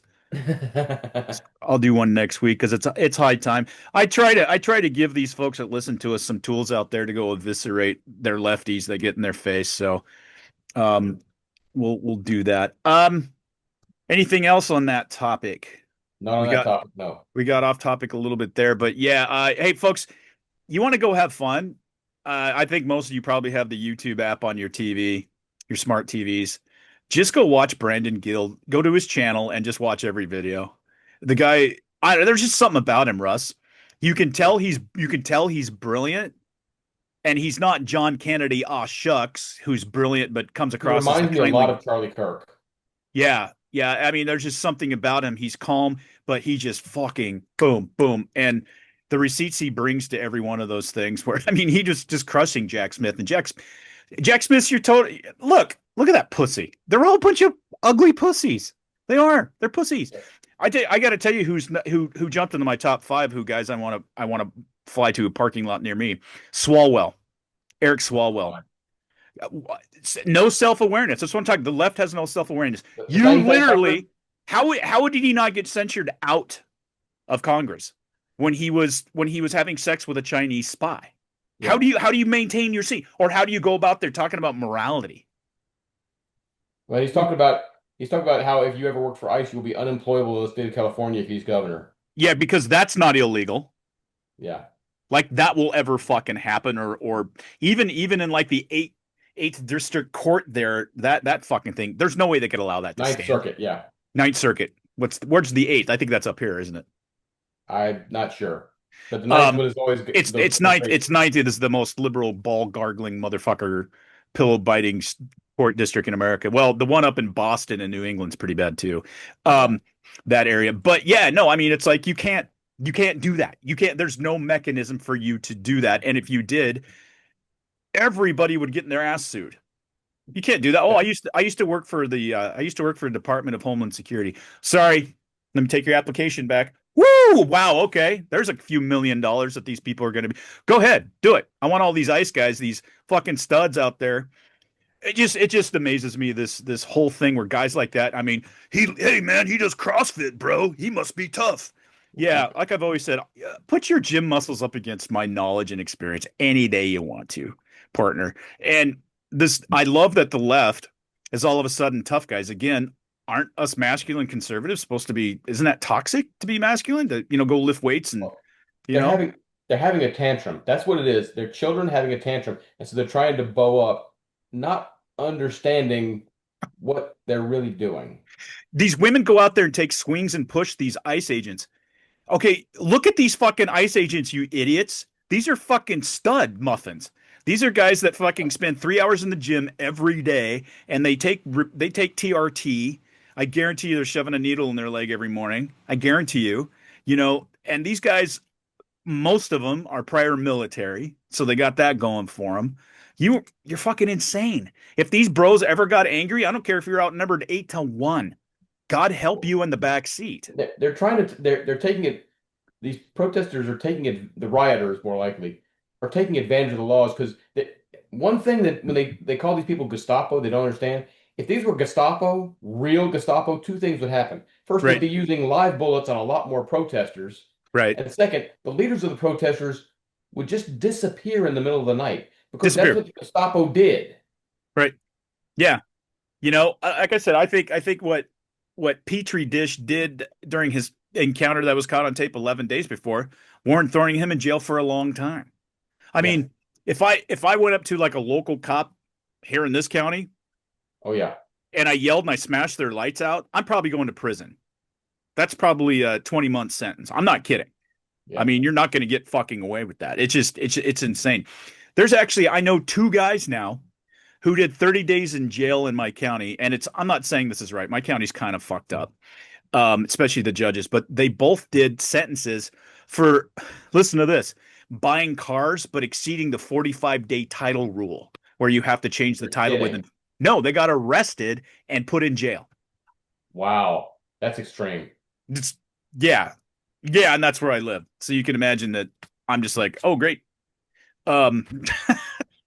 Most of the cops that I've encountered around here and deputies are very, very cool. What you consider country, like more laid back and stuff like that. But yeah, no, but the judges here, man, woo, dog, they're strict. They're strict. So anyway, I always tell people, don't get in trouble in Lewis County. Go north, young man. Go to King County. Go north in King County where the jails are overcrowded. They'll probably just release you with no bail because of the mayor there. Yeah. Anyway, I got 2 more videos to play before we get off tonight. They're one is probably doesn't need a whole lot of introduction, but let's see. Here we go. And the clock, that's gonna do it. The Seahawks soar to Super Bowl 60. We're going to the Super Bowl. I'm speechless. When you do it together, this is what you can do. How about the 12? It's about us. It's always been about us and what we do. And now we're going to the Super Bowl. These guys in this locker room, that's what it's about to be, man. We've come to work ever since April in OTAs, training camp, one day at a time, and we're here, and we did it. Can you believe it? The fourth Super Bowl appearance in franchise history. Hey, I love you guys. Let's go 12s! That means everything. I had to play that, but I know. I figured you did. torch you. I wasn't doing it to torch you, but it's Who was the dude with the big Ben Stiller out of Happy Gilmore nurse attendant mustache in the crowd? Oh, I don't know. I didn't see that. I didn't see that. That's funny. Yeah, big deal. Seahawks going to the Super Bowl. I will reveal on here. I said something to you and Chris and Quana, but I did something. I like to play. I like to play sportsbook. I'm ahead. I am not in the whole lifetime playing sportsbook. I've hit a couple of big ones. You know, I almost hit a huge one when the Seattle Seahawks lost to the refs in the Super Bowl against Pittsburgh. I bet on them at the beginning of the year, and that would have been huge. But real quick, the 2004, 2003, 2004 Panthers when they went to the Super Bowl. If you bet on them at the beginning of the year, they were I think they were 150-1. Yeah, well. And they lost by a field goal right at the end. So I actually did put $100 on them at the beginning on a lark. Yeah. And I was starting to wonder if I was going to be able to take that ticket in and really make some cash on it. And they got, lost it right at the end because our kicker kicked the ball out of bounds. I remember well. Yeah. So go ahead. Enjoy your moment. This is your moment. Yeah, this is my moment. So fuck the fucking Panthers. No, I'm kidding. No, so I don't know. They were predicted to go 7-9 and 9-7, and everybody's like, "Oh, Darnold's a step down from Geno Smith." I knew that wasn't going to be fucking true. I hated Geno Smith, still do. Yeah, Geno Smith. What he showed was if he'd played better, he could have taken the Seahawks last year. Yeah, and it just he was a cancer in the locker room. He was one of those guys. He was not well liked by his teammates or anything like that. So when they had two of those and they got rid of him, everybody's like, "Oh my God, you got rid of DK Metcalf and him, you're going to be shit." And then we got Njigba and good old Sam. Now, the one thing I will say is Sam Darnold, a USC quarterback, so of course I've hated him forever. Mm-hmm. And then he comes to the Seahawks, and I was like, well, I don't know. I watched him last year. The guy can throw the ball more accurately than just about anybody. He had the game of his life against the Rams in the NFC Championship. So I was at the beginning of the season, I'm like, fuck it, take a flyer on the Seahawks. Weirder things have happened. So I bet on them to win the NFC West. I bet on them to win the division championship, the NFC. I also bet on them to be in the Super Bowl. Believe it or not, because it was such a long shot, I put the New England Patriots as their opponents on a separate bet. Really cash in on this one. So I've already got that in my account from all of that, all three of those. Plus, I bet on the Seahawks just about every week for the spread, and I think I was like 7-3 on those bets. Mm-hmm. So that was great. And if they win the Super Bowl, I won't even tell you what the odds were when I bet on. That would mean I fucking got a royal flush. Yeah, with all my bets. Inside straight to a royal flush. Yeah. Yeah, man. I mean, considering I made money during the regular season and then boom, boom, boom, all these bets I put on. So I'm pretty happy. I'm pretty confident that they're going to kick New England's ass. Yeah. Well, so a couple things. First of all, just a word of caution, as I brought up before. Look, I think they're going to roll over New England. But back in 2002, the 2001-2002 season, people thought that the St. Louis Rams with Kurt Warner were going to roll over the New England Patriots. And we saw what happened. So just a word of caution. That said, I think the thing that helps Darnold out a lot, first of all, he's got talent. Okay, there's no denying that. But what helps him out here is what he didn't have in either Carolina or New York with the Jets. Here, he doesn't have to carry the team. Right. He can on select occasions when he needs to. Mm-hmm. He can throw it. He can throw it deep one every once in a while. But but unlike those other teams, y'all have a defense. Mm-hmm. So Darnold can be a little bit more conservative with the ball. So he's not throwing as many interceptions. He's not fumbling when he's running around. And that has really helped Sam Darnold become the player that can win the Super Bowl. Now, in fairness, that's most quarterbacks. Most quarterbacks are not, Peyton Manning. They're not, Dan Marino, where they're going to carry the entire team. Those are rarities. But, you get a serviceable quarterback that knows what he's doing and can rely on the defense to step it up when they need to. And you got a winning combination. And I think that's what Darnold has fallen into here. I was amazed. Well, amazed is probably too strong a word. I get that the Vikings wanted to, they've got J.J. McCarthy. They drafted him to be their quarterback in the future. And so they need to get rid of Darnold so that, they can see if they've got something to J.J. McCarthy. But outside of the last 2 games last year, Darnold had a pretty good season in Minnesota. He had a great season. Yeah, he did. Yeah. So I was a little bit surprised they went ahead and just released him. And obviously Seattle, he's a massive upgrade over Geno Smith. So you knew after the season he had last year, Darnold was going to get picked up somewhere. And he just needed the right team to do it. He's found the right team. I think that, like I said, y'all are gonna roll over the Patriots. I'm predicting y'all win by 2 scores. I did take the line was 4.5 when I put some more bets on it. Of course you did. Yeah, for the line and stuff like that. But wouldn't it be amazing if I got like a total royal flush though, like every bet, like going 7-3 on the regular season, and I bet the same amount every week, so came out well ahead. Yeah. What isn't it amazing? I want to make sure I've got this one other thing right real quick. Hang on. Sorry. Doing this in real time. All right. Okay. So he wasn't in the same class as this person, but isn't it still amazing that Sam Darnold is the first draft pick in the 2018 class that included Josh Allen and Baker Mayfield to make the Super Bowl? Right. What I was really shocked by is I heard it on the Seattle Sportsnet, I think yesterday, or maybe Mitch's pod, but he is the very first USC quarterback to start the Super Bowl. Wow. That's crazy. Yeah. Well, thinking about all the talent that came and went through the USC over the years, but yeah, but they were running back. But they were running back. What's that? You know how I feel about quarterbacks from big schools. Yeah. Unless they're super exceptional, I don't like them because they're playing with 5-star O lines and 5-star. No, there's truth to that. And then you get in the NFL, and just by virtue of the fact that shitty teams drafted you, the way the system works, that's what happened to Darnold with the Jets. I mean, they threw him out there and he got his fucking ass handed to him, and of course he did. But you look at the other quarterbacks that came out of USC, from Matt Leinart to Carson Palmer to Matt Sanchez. Carson Palmer had one good year, and the Panthers put a kibosh on that when he got to the NFC Championship, and it was the Panthers' dream season, and they forced 6 or 7 turnovers out of them that game. Right. Those guys were system quarterbacks too. Not saying that. Sam Darnold is to a very large extent, and he's in the perfect offense for his skill set with Clint Kubiak. But those guys were system quarterbacks, where USC was known for all their ridiculously good running backs mainly.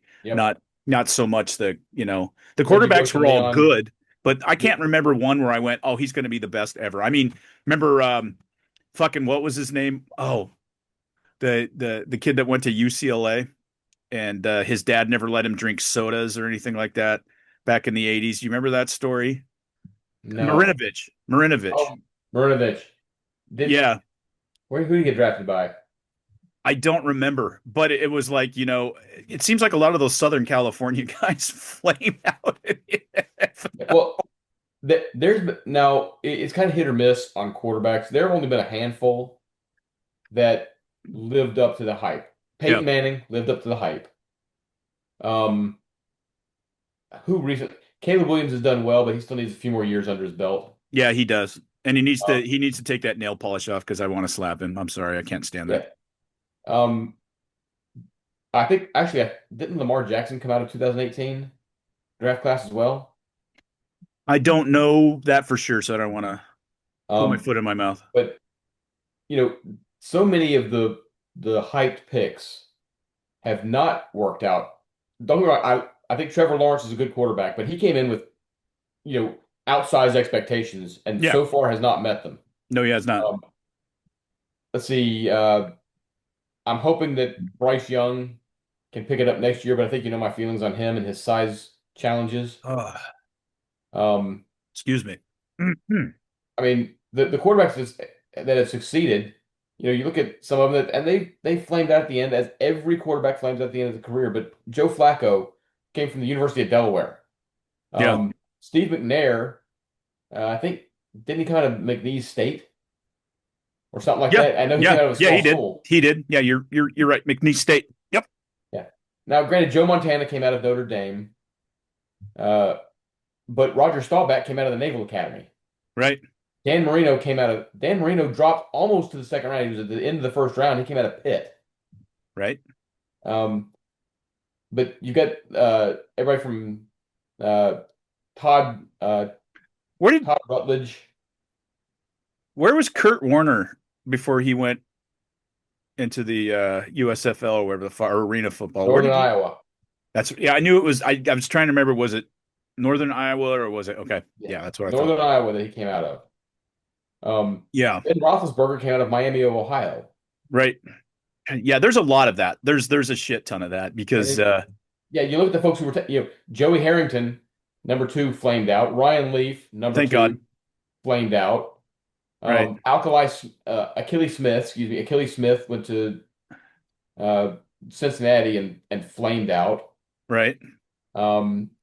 Geez, there's so many that they hype these guys up and they end up not doing, jack. Yeah. Yeah. Well, and if you're a system quarterback, and Brock Huard was talking about it today, and he was talking about his last year with the Seahawks where Holmgren really wanted to open things up and get him outside the pocket and stuff like that. And Brock is like, I threw off my back foot and I had the slowest 40 time of any of the backs on the team. He goes, it wasn't my game. He goes, I knew it just, the offense passed me by and it just wasn't me. He was a very accurate and strong pocket passer. That's what Brock was, 3-step drop guy, Now, I think Matthew Stafford was a high draft pick, but Brock Purdy was the last draft pick. Tom Brady famously was number 199. Right. So it's very hard to predict. It's almost impossible. That's why a lot of GMs just refuse to take a quarterback in the first round. They just refuse. A lot of GMs will do that. And if you finish high enough to be able to draft one of the top couple of quarterbacks, then you've got a team by definition that sucks, and that quarterback is not going to have doesn't have room to develop behind an O-line, like you said, that's a sieve. And what you need, in my opinion, here's what you need in the NFL for a successful team. In terms of, these all have to be good: quarterback, left tackle, center, 1 wide receiver, probably a middle linebacker, 1 corner, and a kicker. You have to have a serviceable running back behind that offensive line, but doesn't have to be a standout stud. I think you have to have a really good defensive lineman, either inside or outside. That's a pass rusher. I forgot to. That's the one that I meant to mention. Actually, I'd say 2. You got to have a run stopper and a rusher for sure. Well, I think you need to have at least 1 defensive end, and then you can, if you have a standout defensive end, then as long as you have decent defensive tackles, mm-hmm. You'll be fine. But you don't have to have everything. You don't have to have 3 receivers and a running back, and right. 2 corners and this prime safety. And people overlook the position of kicker. How often do you try to drive down at the end of the game to kick a game-winning field goal? Yep. You need somebody that can rely on the field goal at 55 yards. Yeah, and with the new kickoff rules too, your kickers have to be accurate. Yeah, because it's not, let's kick it. If you kick it out of the back of the end zone, then the team's going to the 35-yard line. You don't want that. You want it to the landing zone or whatever. What's that? 30 to 10? Yeah, I think it's the end zone to 20. I think. Okay. Yeah, I don't remember. I know it's 20 yards. I know it's 20. One of the dumbest effing things I've seen is this landing zone. It's weird. I don't know why they had to it's like when people put a bunch of spices on a deviled egg. It's like you really had to fuck that up. It was. I know exactly why people went to this landing zone stuff. I can tell you exactly what it is. Concussions. Her name is Taylor Swift, and because kickoffs are getting people hurt, and the women didn't like to see people get hurt, and they're trying to draw in new demographics because Taylor Swift brought in women. They pussified the game for a bunch of folks who don't know the difference between an end zone and a loading zone. That wouldn't have occurred to me, but it's all right. I guess I don't pay attention to that seedy side of things. Well, look, it was only a couple years ago they went to this crap. No, I know. And that was when they were trying to expand because, again, don't be wrong, women are great, but they don't like seeing people get hurt. It's During the football. It's like it's similar. The problem is that if you go too far in one way, your core demographic that built you up is going to abandon you. You've seen that's what's going on with Star Trek. I was going to do a review tonight, but we'll save that because I have actually watched I watched Star the Trek first two 90210. I watched the first two episodes and then I just fast forward. I'll save my comments. With lounge chair captain and her reading glasses. And I like her as an actress too. She was a great Mrs. She was a great Elastigirl. God, she just is pissing me off in this. And that weird Klingon hybrid big lesbian sergeant thing that they have on there. She's already mouthing off about how like all the Star Trek, the Trekkies are all homophobes and racists. Yeah, well, the Critical Drinker did a great takedown. Did he? I'll have to. I do follow him. I'll have to check it. You check need it out. to look. He did a great takedown on it. But I'm like y'all, you don't understand what your core demographic is. You don't understand who your core audience is. Look, if you can draw in the soy boys and the women that will watch sci-fi, great. But the core demographic for sci-fi is young men between 18 and 40 who read comic books. That's who the core demographic is. I'm sorry. And it's a big group. And guys like you and me, that that as kids, sci-fi was our great mind escape and comic books. Yeah. I still have 7,400 comic books in storage. I do. Yeah. Well, that's how big of a collector I was back in the day. It's because every boy who grows up to be an actual man, they've got, fantasies about they wanted to be the hero and they want to save the world and change the universe. That's why that's the core demographic, because it plays into that. Look, women just are not as drawn to it. Does that mean that there aren't women sci-fi fans? Of course not. There's lots of women sci-fi fans. Yeah. But there are not enough to several sustain friends. that franchise. I wouldn't say friends, but yeah, no, I know quite a few people that are into sci-fi. There's just not enough to sustain the franchise. No, there's not, and it's not even close. And women are not going to like gravitate towards. I mean, they probably don't even know that this show's even on. Most of them, they don't even know because I'm not being funny or sexist here, but it's just not their. It's not where their interest is, and that's cool. It's our interest, and this is even woker than Star Trek Discovery, which I call Star Trek wokery. This is taking. I'll just say it's just. I'll review it in a little more detail in the future, but it's taken the mantle away from that. I mean. The only white male in the entire series, this fucking Starfleet Academy, is a hologram. Yeah, it's not even real. But see, the thing is, this is not limited just to the Star Trek and Star Wars. Look what happened in the Marvel universe for several years. Yeah, everything from She-Hulk twerking to Miss Marvel, Captain Marvel. Yeah, the Marvels. That was. I couldn't get through the first 20 minutes. I shut it off. No, so I mean, and if they had a big enough audience to sustain it, fine. But what they've tried to do is they've shit on the audience and thought that the audience was going to stay with them anyway so they could add new people. And audiences don't like being shit on. No, they don't. Yeah, no, I was actually, because I thought the concept was cool. It'd be kind of fun, but I wanted it to be more like a Full Metal Jacket version. Yeah. Well, it needs to be the kind that turned out Kirk and Picard and Cisco. Right. Not that's turning out this garbage they've got now. You know what'd be just a really cool fucking gimmick in there to like an old fashioned Trekkies like you and myself that would have been cool is like show these cadets actually going through these cadets really aren't going through training or going to classes. Oh, by the way, that's not really what this show's about. But like they go into a lecture hall and they get a hologram of Captain Kirk teaching them a tactical lesson. Yeah. Or they get a hologram professor of Jean-Luc Picard talking about how to be strong with diplomacy, and how cool would that be? How cool would that be? What I thought a cool concept would have been is you start off with one kid, for lack of a better word, because at that age I still consider them kids, going through Starfleet Academy selection, because remember you had to actually pass all the tests and get through it. Start with him, get through selection, he gets to Starfleet Academy, he starts getting his group of friends around him or her. Yeah. They grow that way. You lose one or two because they can't handle it. They can't hack it because it's actually somewhat hard. Like you said, they have lectures from from Kirk holograms and Spock holograms. Right. You know, they study the Dominion War, and they have holograms of Worf and Cisco. Right. That would have been. You could throw in a little. You can throw a little Ender's Game in there. You can throw a little bit of, all these little different things. I think that's a brilliant idea, Russ. Maybe they'll reboot something someday. But yeah, the kid's kind of like the reboot of the actual movie franchise where they showed the young Kirk getting chased by the robot police. Yeah. And what a hell, kind of maybe do an homage to that a little bit too, where the recruit kind of came up the hard way. Yeah. And had a rough life, but he got in on sheer wits and intelligence, and somebody noticed that, hey, that kid that just stole that purse from that lady, he's maybe he's got a clever and he's got to have balls.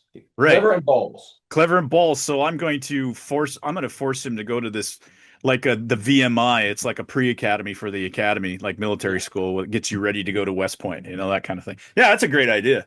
And then like, instead of this fucking phony baloney, everybody looks different and we're all just a group of friends, have like one of his buddies like saying that he know he's going to fail and he can't let his dad down because his dad's an admiral in the Starfleet and he's going to kill himself, so he's got to talk the kid about not you could have a suicide awareness tonight on a very special episode of Star Trek. Yeah. Academy. I'll never forget that, those when we were younger, like in the 80s. Tonight on a very powerful episode of Blossom. Well, or tonight, very special episode of Growing Pains. Where like one of the kids, like the friend, was showing up drunk to class or something like that. Yeah. That's what I remember the Growing Pains episode was they went to a party where there was cocaine. Oh my. I do remember, what was the show where it was about AIDS and it was done so badly. It was so cringe. It wasn't one of those sitcoms. It was Walker, Texas Ranger. Oh, I didn't see this one. Where there was, don't search for it. I'm going to find a video. Okay. Let me write that down. And there's the most cringe-worthy, I won't even describe it to you. Please don't look for it. And a lot of our audience knows what I'm talking about. I did look for Carl Papa last week and I did find it. It's hysterical. Isn't that hysterical? Wasn't it so well done? It looks like he's rapping it. And they've actually got commentary from Chandler Riggs talking about it. And I just love it when and the Walkers say and it looks exactly like a chorus that's singing. It was so brilliantly done. Was it Dinky Jar Jar Do? Yeah, Dinky Jar Jar Do, Dinky Jar Jar Do. Yeah. Oh, let's see. I have Walker, Texas Ranger, AIDS episode. Everybody out there, if I will find it. I'm going to start linking stuff too in our descriptions here for YouTube. So we get in less trouble. So we get in less trouble that way. Very special episodes of Different Strokes and Mr. Belvedere. It was in the 80s were always when they had very special episodes. I know, it was like I remember. What's the Family Ties? Not Family Ties, but no, you're right. Family Ties had a couple. I'm sure it did. Oh, I remember. Yes, I actually remember what it was about now. It was, what was his name? Boner, the kid from his buddy. That was in Growing Pains. Yeah. Growing Pains. Yeah. Oh, that was in Growing Pains. That's right. The kid next door in Family Ties was Skippy. Skippy.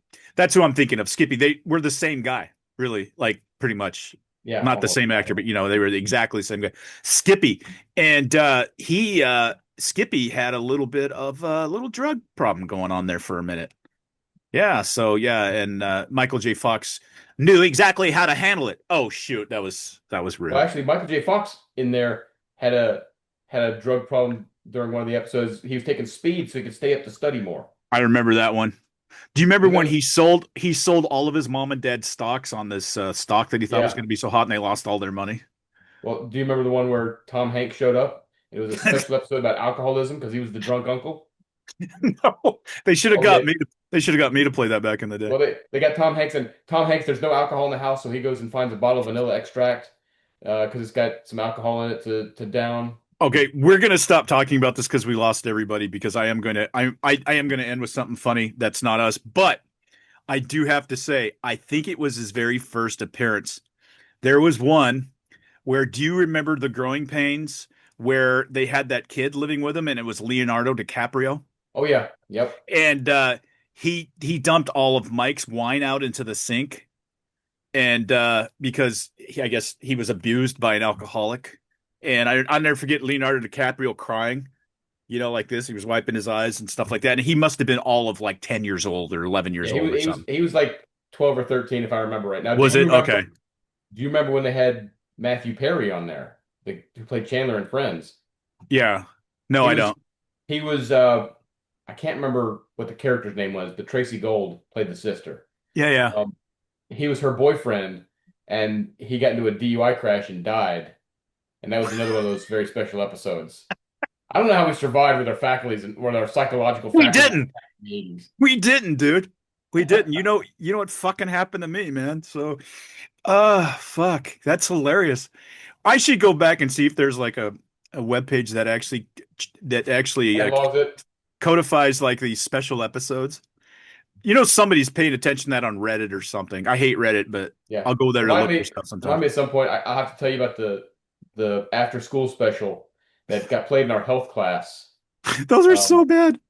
About some freshman girl who went out with a senior guy, and I guess it was alleged that he sexually assaulted her, even though she got into bed with him naked and then didn't want him to go any further. Yeah, we'll leave that one right there. Yeah, that's one of the ones I was like, I remember watching that. And they actually played that in our health class. Mrs. Perry. Jesus. I will never forget that. Didn't you dudes go, she had it coming? Well, and of course, they had the scene between the dad and the son when he got home. And, like, so what were y'all doing last night? Oh, we're just talking. And the dad's like, oh, just talking, huh? Uh-huh. They had to really play up he was the barbarian dad who was proud of his son kind of thing. God. Oh, my God. All right. I got one quick video to play. Is this... go ahead. Or is this the end? Is this about Canton or we Oh no, it's a comedy. It's a comedy video. I just really quick, based off of your Seahawks thing, I do want to really quickly mention I think Bill Belichick is an ass. Yeah. But if he's not a first ballot Hall of Fame, if Bill Belichick is not a first ballot Hall of Famer, nobody is.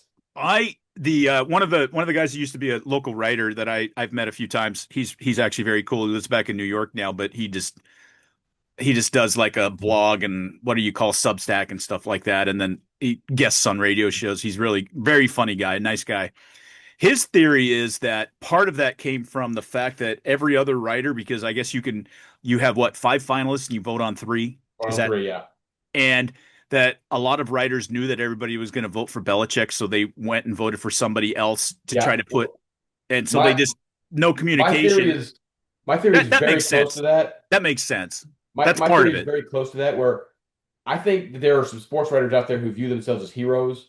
Yeah, and they don't think they're fucking terrible people. They don't think anybody deserves to be unanimously selected to the Hall, which I think is crap. Such fucking monkey ass fucks. Yeah. So these people are like, well, I'm going to be that one guy who doesn't vote against Belichick, not realizing that there's probably 10 to 15 of them out there. There's so much of that. I think that's a big part of what happens. Like, well, Belichick's going to get it anyway, but if I vote against him, it's not unanimous. I think that's a big part of what happened. I think so too. Look, sports personalities and sports writers, for the most part, I think are just ball gargling fucking idiots. There's a few. I mean, we have a local radio show out here, which I listen to the podcast version, but it's Brock and Salk. Brock Heward, of course, UW, and a few Indianapolis Seahawks, that kind of thing. And then he's got this guy from Boston, but he's been out here for 15 years, and I love to hate him. But he is actually self-deprecating. Do you remember those 1970s cartoons that were like The Hobbit and The Lord of the Rings? Oh yeah. He looks exactly like Frodo. Oh God. The cartoon Frodo, not the cartoon Frodo. Wow. Yeah, he looks exactly like that guy. But one of the things, and they talk about that, and there's a lot of guys that get on there. I'm just like, I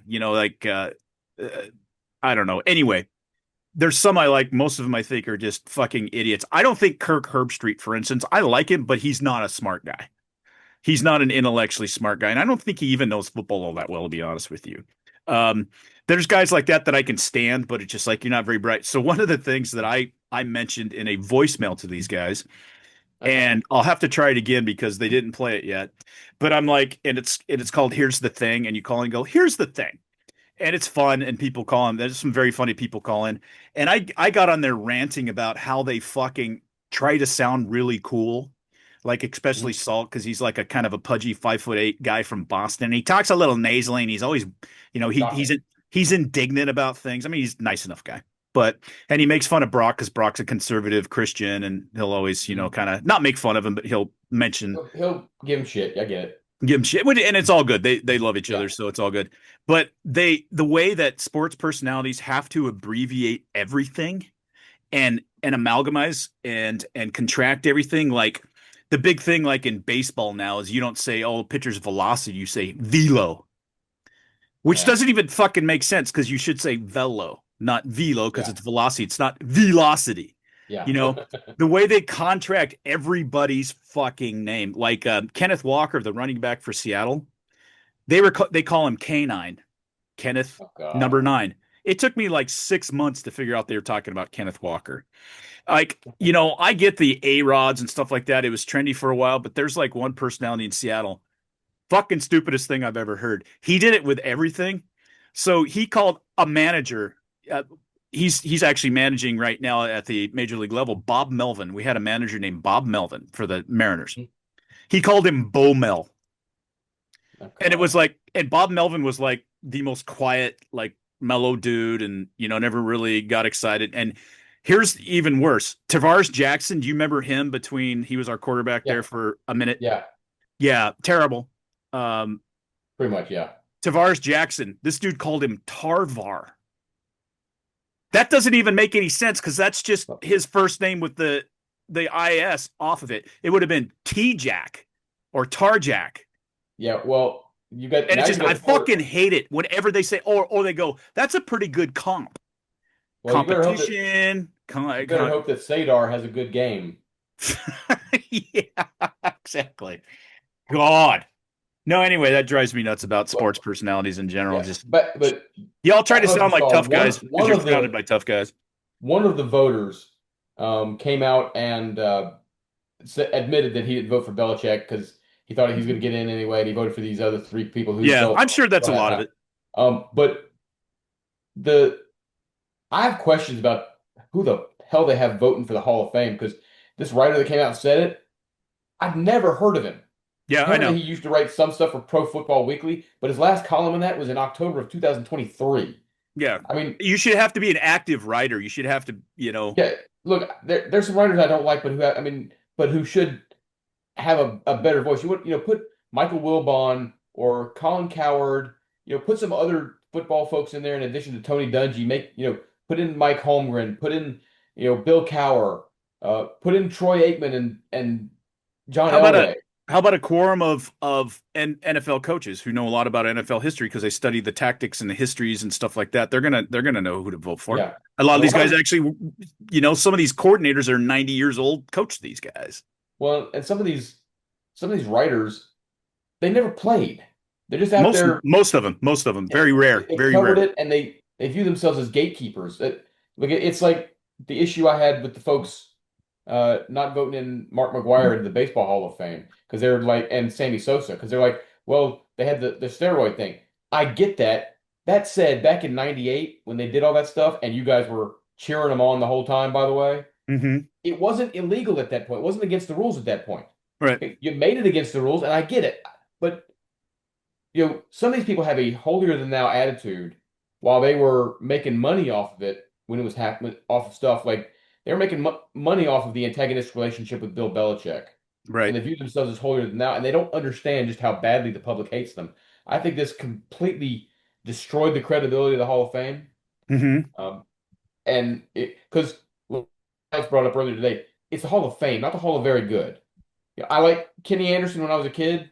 Kenny Anderson was a great quarterback for Cincinnati. He got them to one Super Bowl. I remember it well. I remember that well. Yeah, he didn't win it. So he's very good. Is he Hall of Fame? I'm not so sure about that. Yeah, and there's so much subjectivity. If you look at a Seahawks quarterback, Dave Craig, you know who Dave Craig, you remember, he was a Seahawks quarterback forever. If you look at his stats, he belongs in the Hall of Fame.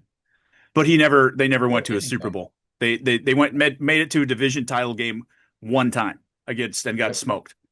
So that's why he's not in the Hall of Fame. His stats are fucking ridiculous. The quarterbacks are judged on winning.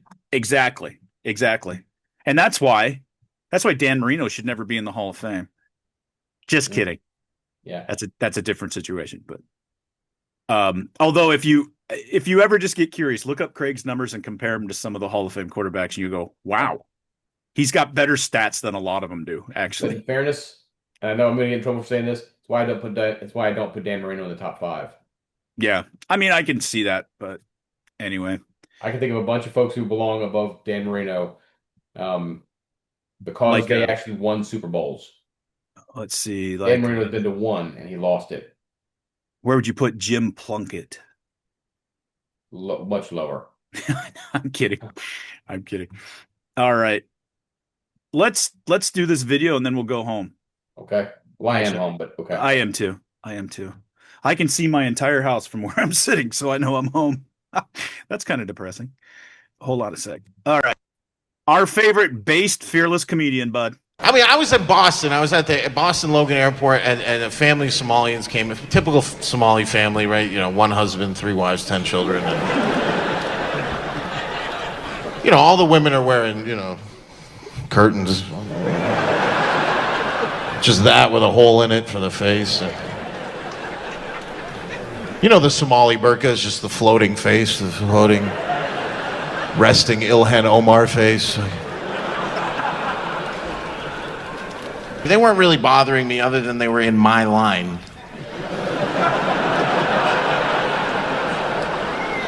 I'm just looking at them being like, fucking, what do they got? And then they did the move. They fucking unclipped from the general screening line and got in the priority line, which everybody fucking hates that. I mean, if they're wearing a burqa, you're like, I really fucking hate that. And the TSA guy was like, no, you can't do that. And then the woman just started speaking at him in her language. She was just like, you know how they sound. You've seen Star Wars.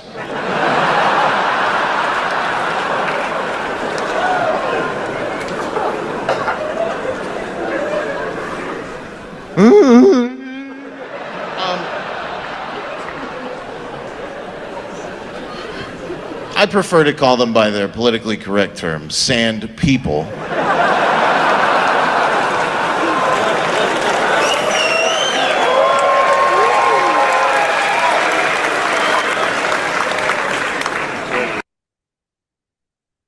Russ just loves it when I pour on the racist humor. Who was that? I don't even know who the hell that was. You never listen to Ben Bankas? I don't know who Ben Bankas is. Dude, YouTube him. He's fucking wonderful. He is fearless. He doesn't give a shit. And my favorite part is where he always has 1 or 2 liberals at a show that didn't know that they were coming to his show and what the content was. Oh, jeez. Oh, those are always fun. When I imagine. He likes doing audience work with people that don't like him. He loves doing that. But yeah, you'll have to look him up. That's Ben Bankas is absolutely fearless. He'll take on anything. He's even already got a routine about what's going on in the riots and stuff like that. And well, don't get me wrong, there are politically correct comedians out there, politically incorrect comedians out there I like Jeff Dye, like Shane Gillis. Right. Back in the olden days, when he actually was funny and not woke, Bill Burr.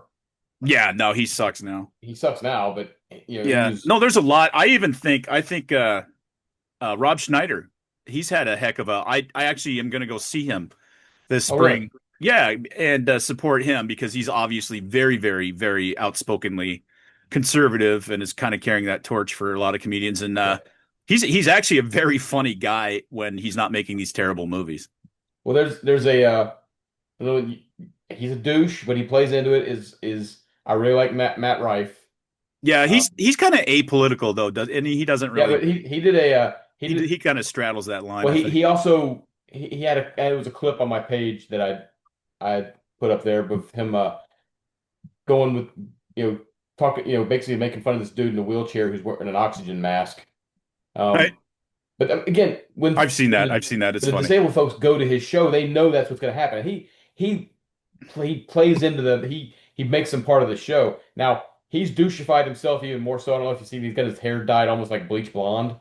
Oh, I haven't seen that. God, I hate that shit. It does look very douchey, but it's funny. So those are the kinds of comedians that I like. I've been watching a lot of clips, old clips of Whose Line Is It Anyway with Drew Carey. That's pretty funny. That is very funny. I like I catch him on the shorts, but um the modern version of it, what's her name? She's black. She's Aisha Tyler. Very beautiful woman and very funny. Yeah, Aisha Tyler. Yeah, I like her on there. I don't know what she's done in the past or what her resume is, but she's very good on that. She had this one part of this clip that, almost got me going, oh my God, when she was it was things you can say about your furniture that you can't say about your partner. I've seen this behind the desk and bounces up and down on this imaginary couch and says, "This isn't as hard as it used to be." And I'm like, oh my God.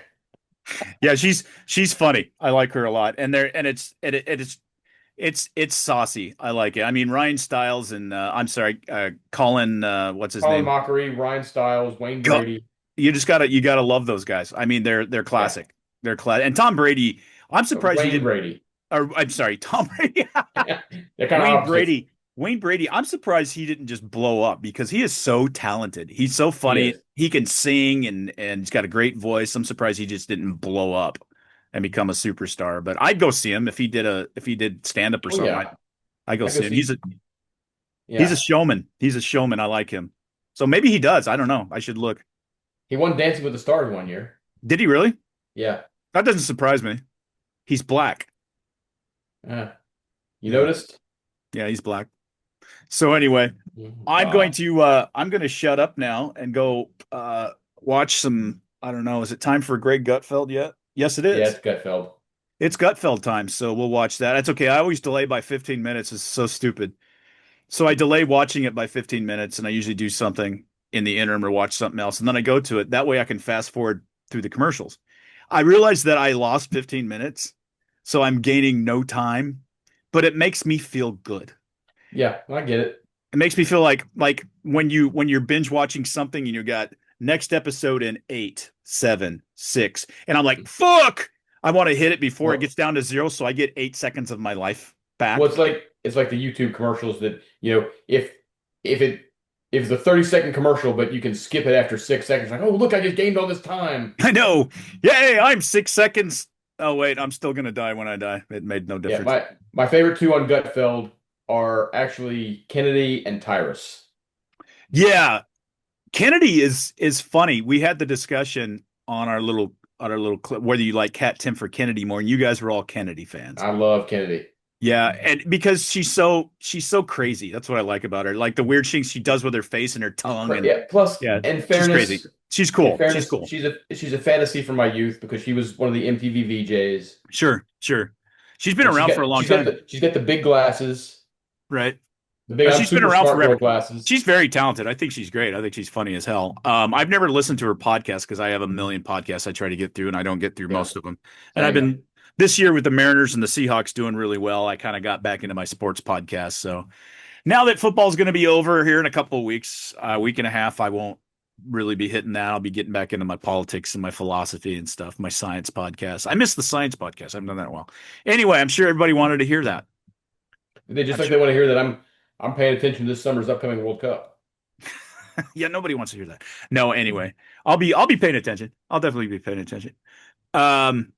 Anything else before we get off our regularly scheduled podcast time? I'll get this up tonight. And then I meant to get the video up on Friday, but I had a lot of stuff come up and I just couldn't get anywhere near my computer for a while. So I will get this up, and then I'll probably do the video tonight too, because I have a feeling I'm going to be up until 2 or 3 with my energy that I've got going on right now. That's awesome. We're experiencing sub-freezing temperatures here in the wilds of Tennessee. It's just raining here. Kind of weird, huh? You'd think we'd be the one with all the snow and stuff, but it's just raining. Don't get snow hardly at all, do you? Well, not where we do, but it's usually one big event a year now. Where I grew up, we had snow on the ground for 2 months out of the year in the 70s and early 80s. Well, that's what it is here in Tennessee. It seems like we get one big event in either late January or sometime in February, and so we got our big event starting last Saturday, and it's either a snowstorm or an ice storm, or it's usually something that takes up about a week. Right. 4 days to a week is what and it's once per winter. We may get a dusting Right. something later in the winter. But then the sun comes out and it's, Right. 55 degrees and it's all Yep. gone. This one, we're not getting above freezing until after the weekend now. And so things aren't going to get cleared. Yeah, no, it's different. I live about an hour closer to the coast, hour and a half west of where I grew up.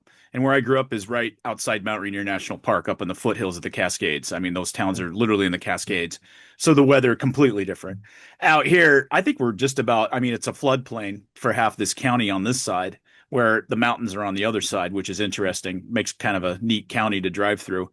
But I think we're just about sea level because it usually floods terribly here every 3 to 5 years. So I think they've worked a lot to try to repair that and all that. So it's a lot different. It's kind of a banana belt compared to where I grew up. It's always about 8 to 10 degrees warmer here than an hour to the east. And Washington's very diverse. We've got tundra and desert and rainforest and all that. So coastal, prairie, and the whole 9 yards. So it depends. You can drive an hour in either direction. You're a complete different ecosphere. So that's kind of cool. That's one of the cool things about Washington. Anyway, that's it from the Travel Bureau of Washington State and AAA. So anyway, this episode has been sponsored by. Exactly. I don't know. Exactly. That's who sponsored. I thought you were waiting for me to be on a cue of some kind. No, I just said a fact. Okay. All right, we're gonna get out of here. By nothing. That's right. That's my buddy Russ over there in the wilds of Tennessee. This is Big Koop from the Pacific Northwest, bidding you a happy week, happy weekend, a happy freedom for the 250 years this country's been around. And remember to keep your focus and stay wokeless. Well, hey, everybody. This is Koop, the handsome and debonair one of the Two Grumpy Bastards podcast. Not to mention I'm the only one that's an actual bastard. Google that shit. Don't, actually. Hey, I'm here to do a shameless plug for our merchandise. You can find us at twogrumpybastardsmerchandise.com. We got a whole bunch of new merchandise in. I think you'll like some of the new choices. There's some pro-Second Amendment. There's some anti-Washington State Governor stuff on there. I think you'll really appreciate it. New stuff coming all the time. I have 2 great designs in the works, so please, to support this podcast, that's one of the easiest ways to do it. We're also on Etsy. Yeah, I know, Etsy. You can find our products on eBay as well. Storm King Mercantile is the name of the store there that fronts us. And there's many, many other ways to support this podcast, of course. We have a Patreon page, same thing, Two Grumpy Bastards. We certainly would appreciate you following us on Instagram. Most of you probably know we have a Facebook page, Two Grumpy Bastards Podcast. We have a lot of fun over there, a lot of frivolity, a lot of memes, and a lot of hard-hitting news, believe it or not. A lot of great people in that group. Also, all of the social media outlets, including now on TikTok. You can find us there. And one of the things that I really wanted to tell you is if you have any feedback for Russ, especially because he kind of sucks, feel free to email us at twogrumpybastards@gmail.com. That's the easiest way to get a hold of us, or you can always leave us a comment or an IM on, or DM, I should say. See, I'm so savvy. I'm so savvy. On our Facebook page. So we really appreciate you listening or watching us over there on YouTube as well. And we hope you do both, because Russ is something to look at. I said something. I didn't say something really great to look at. Anyway, thanks for listening. This is your intrepid, amazing, and grateful host of the Two Grumpy Bastards podcast, Koop. Remember, keep your focus and stay wokeless.